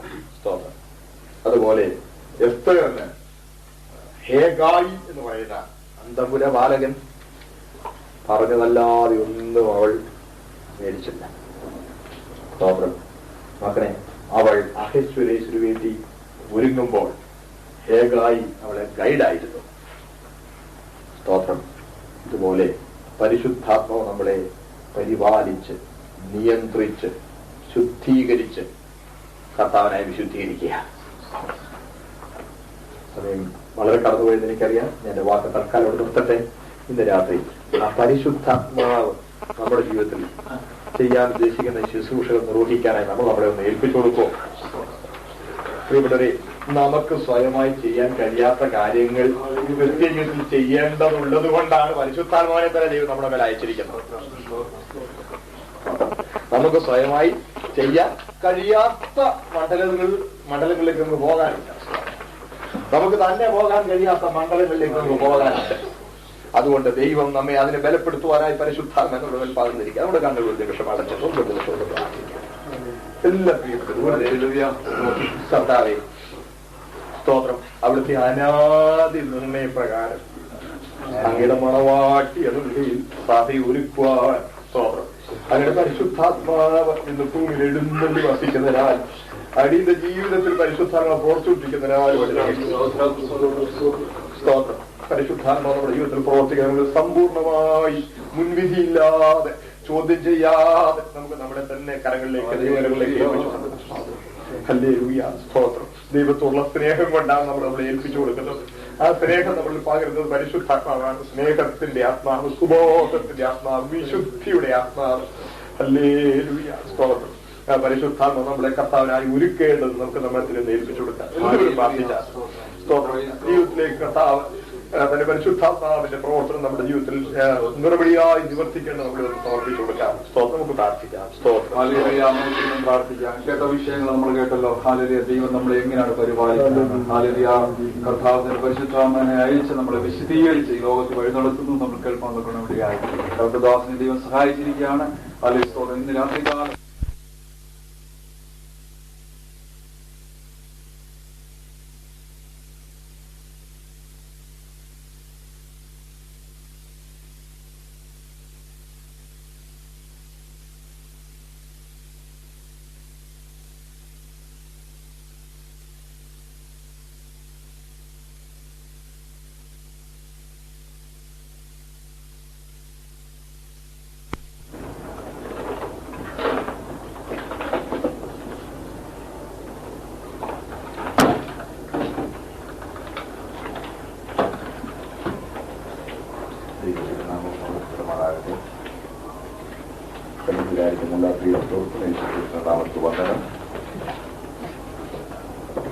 ഇന്ന് നമുക്ക് ഒരുമിച്ച് കർത്താവസരത്തിൽ കൂടിയിരുവാൻ കർത്താവ് തന്ന വലിയ അവസരത്തെ ഞാൻ ദൈവസന്നിധിയിൽ നന്ദിയോടെ ഓർക്കുന്നു. ഇത് ഇന്ന് നമ്മുടെ ഈ ദിവസങ്ങളുണ്ടാകുന്ന ഈ ഷെഡ്യൂളിന്റെ ഒരു പ്രിന്റ് ഔട്ട് ഞാൻ എടുത്തപ്പോഴാണ് ഇന്ന് 16ാമത്തെ ദിവസമാണെന്നുള്ളത് മനസ്സിലായത്. നമ്മൾ 5 ദിവസം വിചാരിച്ചിരുന്നു. ഇന്ന് 16ാമത്തെ ദിവസം. ഇതുവരെയും ദൈവം നമ്മെ നടത്തി. കർത്താവിന്റെ കർമ്മകൾക്കായി കർത്താവിനെ സ്തുതിക്കുന്നു, കർത്താവിനെ മഹത്വപ്പെടുത്തുന്നു. സ്തോത്രം. ഈ വിഷയം കുറച്ചുമായിട്ട് ഒന്ന് ചിന്തിച്ചുകൊണ്ടിരിക്കുകയാണല്ലോ. ദൈവത്തിന്റെ അനാദി നിർണയം. പല ചോദ്യങ്ങൾക്കും ആ നിലയിൽ നമ്മൾ ദൈവദിനത്തിൽ ചിന്തിക്കുമ്പോൾ മറുപടി നമുക്ക് ലഭിക്കുന്നുണ്ട്. അങ്ങനെ ന്യായമായി ചോദിക്കുന്ന സംശയങ്ങൾക്ക് ഉത്തരങ്ങളും കൂടെ പറഞ്ഞു പോകാനാണ് ഞാൻ ഈ ദിവസം ഉത്സാഹിച്ചത്. ഈ ഒടുവിലത്തെ സമയം വളരെ കുറവായതുകൊണ്ട് ഞാൻ കൂടുതൽ വിശദീകരണത്തിൽ നിൽക്കാതെ ഇത്തിരി വേഗം ഒന്ന് പോവുകയാണ്. കഴിഞ്ഞ ദിവസം നമ്മൾ ചിന്തിച്ചുകൊണ്ടിരുന്നല്ലോ, അതായത് വിശുദ്ധീകരണം. സഭ രൂപപ്പെട്ടു, സഭയെ കർത്താവിന് വേണ്ടി ഒരുക്കുകയാണ്. ശുദ്ധീകരണം എന്ന് പറഞ്ഞാൽ ഒരു കാര്യത്തിനായി മാത്രം വേർതിരിക്കപ്പെടുക എന്നാണ് അതിന്റെ അർത്ഥം. ഒരു കാര്യത്തിനായി മാത്രം. വിശുദ്ധി എന്ന് പറയുമ്പോൾ ശുദ്ധി അല്ല, അത് ഞാൻ വിശദീകരിച്ചെന്നുള്ള ഓർക്കുന്നുണ്ടെന്ന് വിശ്വസിക്കുന്നു. വിശുദ്ധീകരണം, ശുദ്ധീകരണം രണ്ടാണ്. ശുദ്ധീകരണത്തിന്റെ ഒരു ഹയർ ലെവലല്ല വിശുദ്ധീകരണം. പിന്നെയോ ഒരു കാര്യത്തിനായി മാത്രം വേർതിരിക്കപ്പെട്ടിരിക്കുന്ന അവസ്ഥയാണ്. അതുകൊണ്ടാണ് യേശു ക്രിസ്തു പറഞ്ഞു, ഞാൻ എന്നെ തന്നെ വിശുദ്ധീകരിക്കുന്നു. യോഹന്നാൻ 17:19.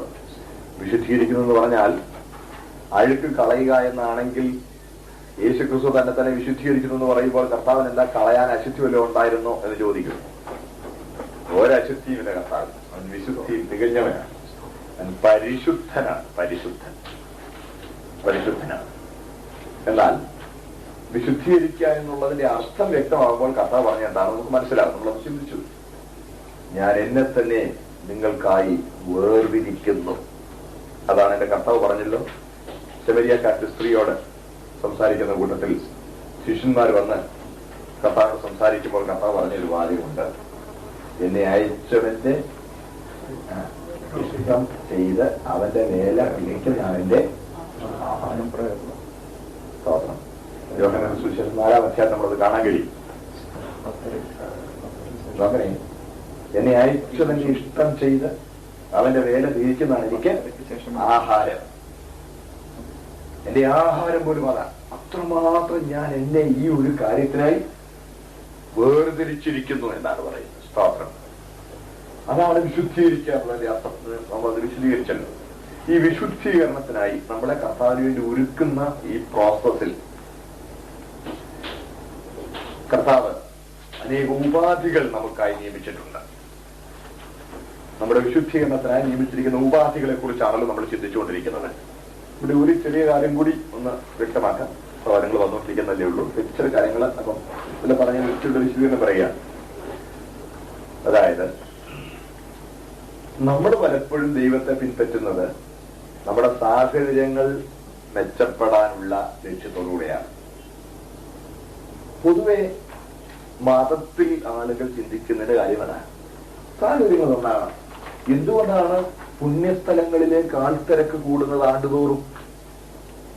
കാരണം അവിടെ ചെല്ലുമ്പോൾ അവരുടെ പല പ്രാർത്ഥനകളും സാധിക്കുന്നുണ്ട് അവർ പറയുന്നു. ഞാനങ്ങനെ വ്യക്തിപരമായി പല സഹോദരങ്ങളോട് സംസാരിച്ചിട്ടുണ്ട്. അവർ പറയുന്നു, നിന്റെ പ്രാർത്ഥന നടന്നു, നിന്റെ കാര്യം സാധിച്ചു, ഞാൻ വലിയ പ്രശ്നത്തിലായിരുന്നു, ഞാൻ അവിടെ ഇതിന്റെ ആ റിച്വൽസ് എല്ലാം ചെയ്തുകൊണ്ട് ഞാൻ പോയി, എനിക്കതുകൊണ്ട് എന്റെ കാര്യം സാധിച്ചു കിട്ടി. I got my things done. My problem was easily solved. It was a miracle. അപ്പോ സാഹചര്യങ്ങൾ, ഭൗമികമായ സാഹചര്യങ്ങൾ മെച്ചപ്പെടുക എന്നുള്ളതാണ് പലപ്പോഴും ആത്മീയ കാര്യങ്ങളിൽ ഏർപ്പെടുന്നതിന്റെ പൊതുവെയുള്ള ലക്ഷ്യം. അങ്ങനെ ക്രൈസ്തവ സഭയിൽ പോലും ഒരു നല്ല ഭാഗം ആളുകളും ഭൗമികമായ കാര്യങ്ങൾ മെച്ചപ്പെടാനായിട്ടാണ് കർത്താവിനെ പിൻപറ്റുന്നത്. കർത്താവിനെ പരമാർത്ഥമായി പിൻപറ്റുന്ന ദൈവമക്കളുടെ ഭൗമിക കാര്യങ്ങൾക്ക് ദൈവം വിശ്വസ്തനാണെന്നുള്ളത് ദൈവവചനം തന്നെ നമുക്ക് തരുന്ന ഒരു ഉറപ്പാണ്. മുമ്പേ അവന്റെ രാജ്യവും നീതിയും അന്വേഷിക്കുക. അതോടുകൂടി ഇതൊക്കെ ഏതൊക്കെയാണോട് ഓർക്കണം. അതിന് വേണ്ടി പറഞ്ഞ കാര്യങ്ങൾ ഉണ്ടാനും കൊടുക്കാനും മാനമായി ജീവിക്കാനുമുള്ളത്. ആകാശത്തിലെ പറവയെ നോക്കുവിൻ, അവയെ അധ്വാനിക്കുന്നില്ല, നോൽക്കുന്നില്ല, വിതയ്ക്കുന്നില്ല, കൊയ്യുന്നില്ല, കളപ്പുരയിൽ കൂട്ടിവെക്കുന്നില്ല, എന്നാൽ അതിലൊരെണ്ണം പോലും പട്ടിണി ഉറങ്ങാൻ പോണില്ല. വയലിലെ താമര എങ്ങനെ വളരുന്നെന്ന് നോക്കുക. അധ്വാനിക്കുന്നില്ല, നോൽക്കുന്നില്ല, ഒന്നും ചെയ്യുന്നില്ല, കോസ്മെറ്റിക്സ് ഇൻഡസ്ട്രീസ് ഇല്ല, ഒന്നുമില്ല. ബട്ട് ശലോമോൻ പോലും തന്റെ സകല മഹത്വത്തിലും അതിലൊന്നിനോളം ചമഞ്ഞിരുന്നില്ല. സ്തോത്രം. അതുകൊണ്ട് നമ്മുടെ ഭൗമിക വിഷയങ്ങൾക്ക് ദൈവം വിശ്വസ്തനാണ്. സ്തോത്രം. നമ്മളെ എങ്ങനെ നടത്തണമെന്നുള്ളത് കർത്താവ് നന്നായി അറിയുന്നു.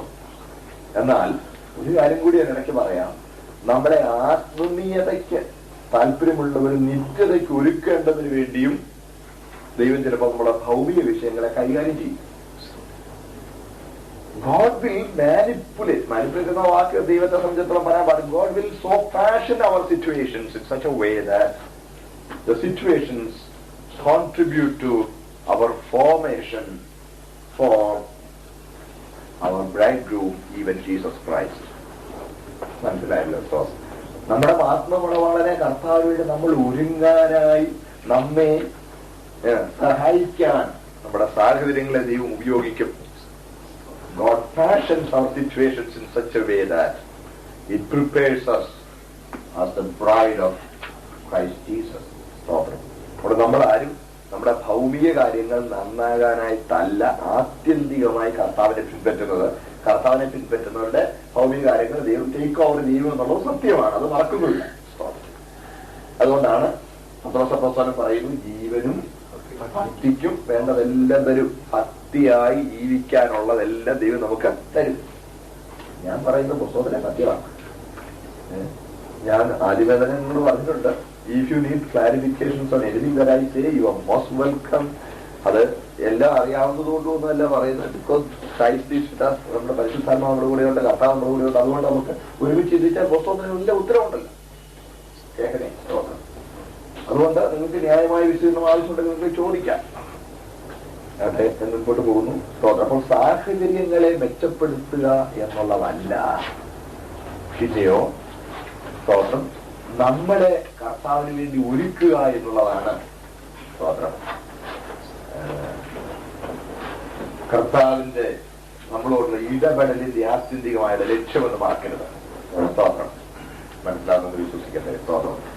നമ്മുടെ കർത്താവിന് വേണ്ടി ഒരുക്കുക എന്നുള്ളത് അതാണ് നമുക്ക് പൗലോസ്ലീഹയുടെ ജീവിതത്തിൽ കാണാൻ കഴിയും. പൗലോസ്ലീഹയുടെ ജീവിതത്തിൽ കഷ്ടങ്ങളിലൂടെ താൻ കടന്നുപോയി.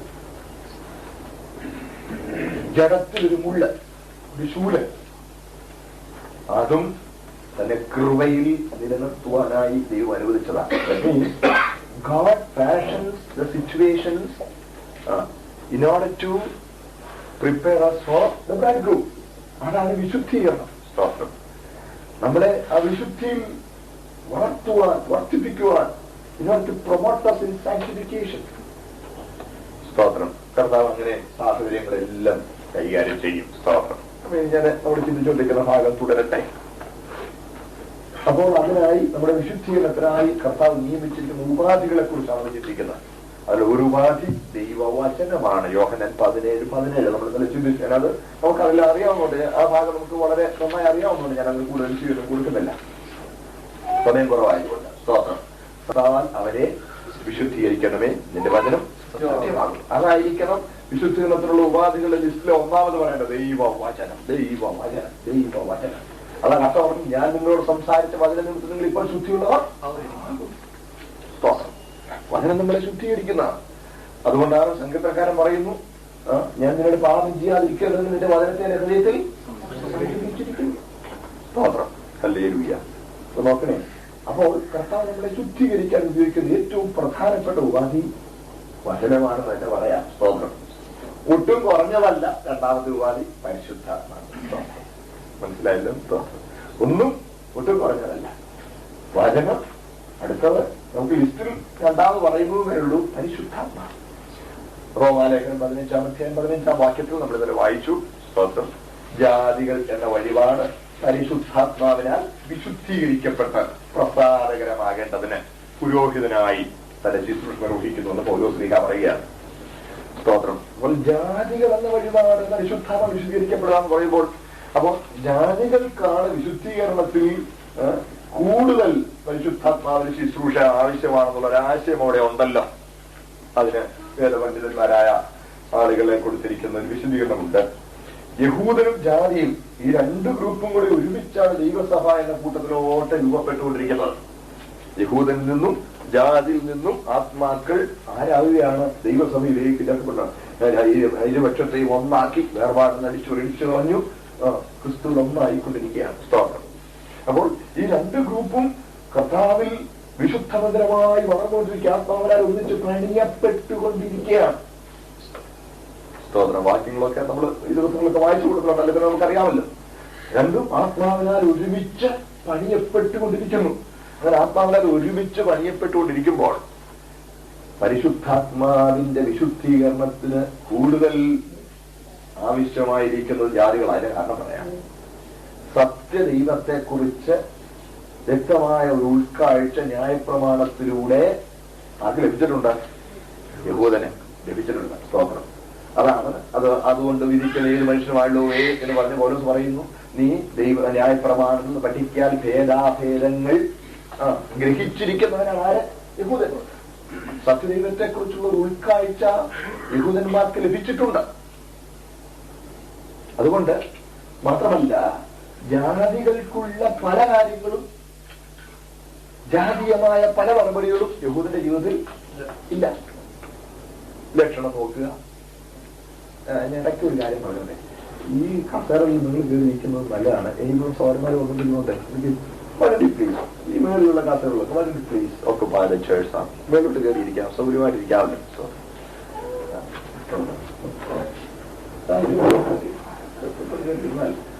സ്ഥലം നമുക്ക് ഫ്രീ ആയിട്ട് തന്നെയല്ല. ഒരു കാര്യം ഇരിക്കണമെന്നുണ്ടെങ്കിലേ വൈകുന്നവരെ ജോലിയൊക്കെ ചെയ്തിട്ടുള്ളത് ഫീൽ ഫ്രീ. ഞാൻ നിങ്ങളോട് പറയേണ്ട കാര്യമില്ല. ഇതൊരു നമ്മൾ വലിയൊരു ഫോർമൽ മുട്ടയിൽ മാത്രമേ ഇൻഫോർമൽ ഫെലോഷിപ്പ് അതായിരിക്കും കൂടുതൽ. You can feel free. ഇനി നിങ്ങൾക്ക് അതിനുള്ള സ്വാതന്ത്ര്യം എടുക്കാം. അടങ്ങി മുമ്പോട്ട് പോകേ. അപ്പൊ ജാതികൾ എന്ന വഴിപാടിന് പരിശുദ്ധാത്മാവിനുള്ള വിശുദ്ധീകരണത്തിന് കൂടിയൊരളവ് ആവശ്യമുണ്ടെന്ന് പറയുന്നത് എന്തുകൊണ്ടാണ്? ജാതികൾ പലപ്പോഴും ഭൂതങ്ങൾക്ക് ബലികഴിക്കുന്നവരും ജാതീയമായ പല കാർമ്മിക നടപടികളിൽ പോകുന്നവരുമാണ്. അങ്ങനെ പറയുമ്പോൾ ദേഷ്യമൊന്നും പറയുന്നത് നമ്മൾ ജാതികളായിരുന്നു കേട്ടോ. സ്വതന്ത്രം ഇന്ത്യയിലുള്ളതെല്ലാം നമ്മൾ കേന്ദ്ര യഹൂദൻ ഒഴിയോ ആകെ എല്ലാവരും ആരാന്ന് പറഞ്ഞാലും അവരാരാണ്? ജാതികളാണ്. നമുക്കറിയാം നമ്മുടെ ഏരിയയിലൊക്കെ ഉണ്ടല്ലോ.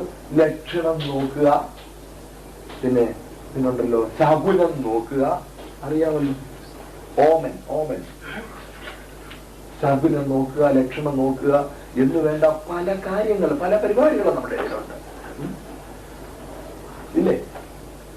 ക്രിസ്ത്യാനികളിലും മുഹൂർത്തം നോക്കുക, രാഹു നോക്കുക, ഹോറോസ്കോപ്പ് എന്ന് വേണ്ട പല പരിപാടികളും നമ്മുടെ ഇടയിലുണ്ട്.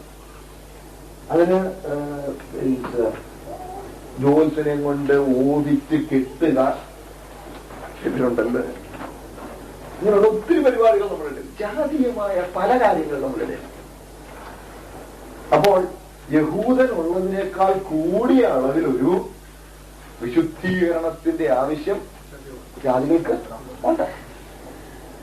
ജാതികൾക്കുണ്ട്. യഹൂദന് ഈ പരിപാടിയൊന്നും ഇല്ലെന്നതുകൊണ്ട് വരുന്നില്ല. അവരുടെ നിരീക്ഷകന്മാരുമുണ്ട്, മന്ത്രവാദികളുമുണ്ട്. നമുക്കറിയാം, അപ്പസ്വരത്തിൽ തന്നെ ഉണ്ട് ദേശാന്തരികളായ മന്ത്രവാദികളായ ചില യഹൂദന്മാരുടെ കാര്യം തന്നെ പറയണം. ഇപ്പോഴും ഉണ്ടെന്നാണ് ഞാൻ കേൾക്കുന്നത്. ഞങ്ങൾ കഴിഞ്ഞ ദിവസം ഒരു പുസ്തകം വായിച്ചു, കാബാലിസല്ലേ, കാബാലിസം എന്ന് പറഞ്ഞ അവരുടെ റാമ്പന്റാറുള്ള ഒരു പരിപാടി, എന്തൊക്കെ പരിപാടികൾ അവരുടെ ഇടയിലുണ്ട്.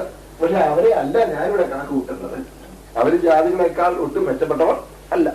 പുറമെ യഹൂദനായാലും അകമേ യഹൂദനായാലും യഹൂദൻ. അപ്പോൾ അകമേ യഹൂദനായ ഒരു യഹൂദന് ക്രൈസ്തവ സഭയിൽ ക്രിസ്തുവിന്റെ ശരീരം എന്ന നിലയിൽ രൂപാന്തരപ്പെടുന്നതിനുള്ള പ്രോസസ് എത്ര ആവശ്യമുണ്ടോ അതിനേക്കാൾ കൂടുതലുള്ള വിശുദ്ധീകരണത്തിന്റെ പ്രോസസ്സിലൂടെ ഒരു ജാതിയൻ കടന്നു പോകേണ്ടതുണ്ട് എന്നുള്ള സൂചനയാണ് റോമർ 15:15 സ്തോത്രം. ഞാൻ പറഞ്ഞ മനസ്സിലായി വിശ്വസിക്കുന്നു. അപ്പോൾ പരിശുദ്ധാത്മ നമ്മളെ അതിനായി അത് ശക്തീകരിച്ചതിലേ കഴിയുള്ളൂ. സ്തോത്രം. ഞാൻ ഇന്നലെ അതുമായി ബന്ധപ്പെട്ട ചില കാര്യങ്ങൾ ഇങ്ങോട്ട് പറഞ്ഞു. ചിലർക്ക് ചില വിശദീകരണമൊക്കെ വേണമെന്ന് ഞാൻ മനസ്സിലാക്കുന്നു. പിന്നെ യോഗം കഴിഞ്ഞിട്ട് നമ്മൾ ചില സഹോദരങ്ങൾ ഇച്ചിരി വരെ മത്താനൊക്കെ പറഞ്ഞായിരുന്നു.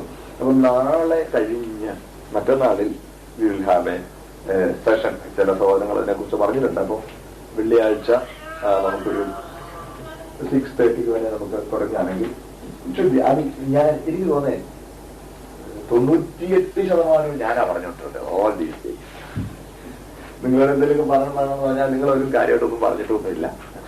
അതുകൊണ്ട് I think that day I will talk 2% and you will talk 98%. നമുക്കൊരു ചെറിയ ഫെലോഷിപ്പ് ആയത് ഒരു കുറച്ചും കൂടി ഒരു നിങ്ങൾക്കൊരു ഇന്ററാക്ഷൻ കൂടുതൽ സമയം തരുന്ന. Of course you will have many points to raise. അതുകൊണ്ട് തീർച്ചയായിട്ടും നിങ്ങൾക്ക് അതിന് അങ്ങനെ ഒരു ചെറിയ ക്രമീകരണം ദൈവദാസന്മാർ ചെയ്യുന്നുണ്ടെന്ന് പറഞ്ഞു. അന്ന് 6:30 തുടങ്ങാനൊക്കെ ഒരു 8:30 ആകുമ്പോൾ നമുക്ക് തീർക്കാനായിട്ട് കഴിയും. അതുകൊണ്ട് ആ വിഷയത്തിന്റെ ചർച്ച നമുക്ക് ആ ദിവസത്തേക്ക് മറ്റന്നാളത്തേക്ക് മാറ്റിവെക്കുന്നതുകൊണ്ട് ഞാൻ ഇന്ന് ആ ഭാഗത്തേക്ക് പോകുന്നില്ല. സ്തോത്രം. കാര്യം മറ്റൊത്തിരിയും കാര്യങ്ങൾ പറയാനുള്ളത് കൊണ്ട് അതാണ് ഈ ജാതികൾക്കുള്ള അവിശുദ്ധീകരണത്തിന് പണികളിൽ പോകേണ്ടത് കൊണ്ടാണ് ഇവിടെ ഞാൻ അന്നേരം സൂചിപ്പിച്ച ആഭരണം തുടങ്ങിയ വിഷയങ്ങൾ അതുമായി ബന്ധപ്പെട്ട് വരുന്നവയാണ്. മനസ്സിലാവുന്നുണ്ടല്ലോ. അത് നമുക്ക് മറ്റന്നാൾ നമുക്ക് കൂടുതൽ ചോദിക്കാൻ ചർച്ച ചെയ്യാനും അവസരമുണ്ട്. തന്നെയല്ല, ഇതിനിടയ്ക്ക് ഒരു കാര്യം പറഞ്ഞോട്ടെ. മറ്റന്നാളിന് മുമ്പ് കർത്താവ് വന്നാൽ നമ്മൾ ആ ഒരുക്കത്തിലൊട്ടും കുറവ് വരുന്നതുകൊണ്ട് നമ്മളിൽ ആരെങ്കിലും ഈ ലക്ഷണം നോക്കുന്നവരോ ശകുനം നോക്കുന്നവരോ രാഹു നോക്കുന്നവരോ എന്റെ കൂടെ ഉണ്ടോ? ആഫീസ് തുടങ്ങുന്നത് 7:30 അപ്പം അരമണിക്കൂറിന്റെ യാത്ര ഉണ്ട്. 7 രാഹുവാണ്. അതുകൊണ്ട് 6:30 അങ്ങ് പോയി 7 അങ്ങ് എത്തിയേക്കാം. അങ്ങനെ എനിക്കറിയാം. അങ്ങനെ പോകുന്ന ചില ആളുകളെ അറിയാം. നമ്മളിലാരും അങ്ങനെയുള്ളവര് ഇല്ല. അല്ല, എന്നാലും ചിലപ്പോ നമ്മൾ ഇറങ്ങി ചെന്നപ്പോ ഒരു പൂച്ച കുറുക്കി ചാടി തിരിച്ചു കയറി പോയി. അപ്പൊ അങ്ങോട്ട് വന്ന് ടാക്സി എടുത്ത് പോയേക്കാന്ന് പറഞ്ഞു. മനസ്സിലായോ? അങ്ങനെ കാണും പോകുന്നവരുള്ളൊരു പേടിയുള്ളവരുള്ളൊരു അങ്ങനെയുള്ളവരുണ്ടെങ്കിൽ അങ്ങനെയുള്ള കാര്യങ്ങളെല്ലാം നിങ്ങളൊന്ന് മാറിയിരിക്കണം. എന്നിട്ട് നമ്മൾ ഒരു നടത്തിപ്പെന്ന് പറയുന്ന ഒരു കള്ളത്തരം വാക്കും കൂടെ പറഞ്ഞു വെക്കും ചില ആളുകൾ. മനസ്സിലായി? ഇന്ന് നടത്തിപ്പ് ഇപ്പൊ ഈ രാഹു ഒക്കെ ഉള്ളതല്ലേ എന്നൊക്കെ മറ്റന്നാൾ മാറ്റാൻ പറയാം. അപ്പൊ ഞാൻ ഇന്ന് ആ വിഷയമായിട്ട് മുമ്പോട്ട് പോയിക്കോട്ടെ. സ്തോത്രം. അപ്പോൾ പരിശുദ്ധാത്മാവ് നമ്മളെ വിശുദ്ധീകരിക്കുന്നു. മണവാളിന് വേണ്ടി നമ്മൾ ഒരുക്കിക്കൊണ്ടിരിക്കുകയാണ്. ഞാൻ കഴിഞ്ഞ ദിവസം നിർത്തിയ ഭാഗത്തുനിന്ന് ഇനി പ്രതികയാണ്. നിർത്തിയപ്പോൾ ഞാൻ നിങ്ങളോട് പറഞ്ഞു ചെറിയ ഹോംവർക്ക് തരികയാണെന്ന് പറഞ്ഞു. ഓർക്കുന്നുണ്ടോ? ആരും വായിച്ചോ ഇല്ലയോ? വീട്ടിൽ നിന്ന് ഫ്രീ ആയിരുന്ന ഒരു കുറെ പേരൊക്കെ ഉണ്ടല്ലോ ഇന്ന്. It was a holiday for many, so you would have found time to read that portion. അതായത് എസ്തറിന്റെ പുസ്തകവും, എസ്തറിന്റെ പുസ്തകം വായിക്കുമ്പോൾ നമുക്കവിടെ എസ്തർ അഹശ്വരേഷിന്റെ മണിയറയ്ക്കായി ഒരുങ്ങുന്നത് നമുക്ക് കാണാൻ കഴിയും. വസ്തിരാജ്ഞി, അവൾ സുമുഖിയായിരുന്നു. അവളുടെ സൗന്ദര്യം പ്രധാനികൾക്കും പ്രമാണികൾക്കും മുമ്പിൽ അവതരിപ്പിക്കാനായി, തന്റെ ഭാര്യ എത്ര കേമിയാണെന്നൊന്ന് കാണിക്കാനായി അഹശ്വരേഷ് ആഗ്രഹിച്ചു. അവളെ രാജവസ്ത്രം ധരിപ്പിച്ച് in all pomp and glory bring her to the parlor എന്ന് കൽപ്പനയിട്ടു. പക്ഷേ പ്രധാന പ്രഭു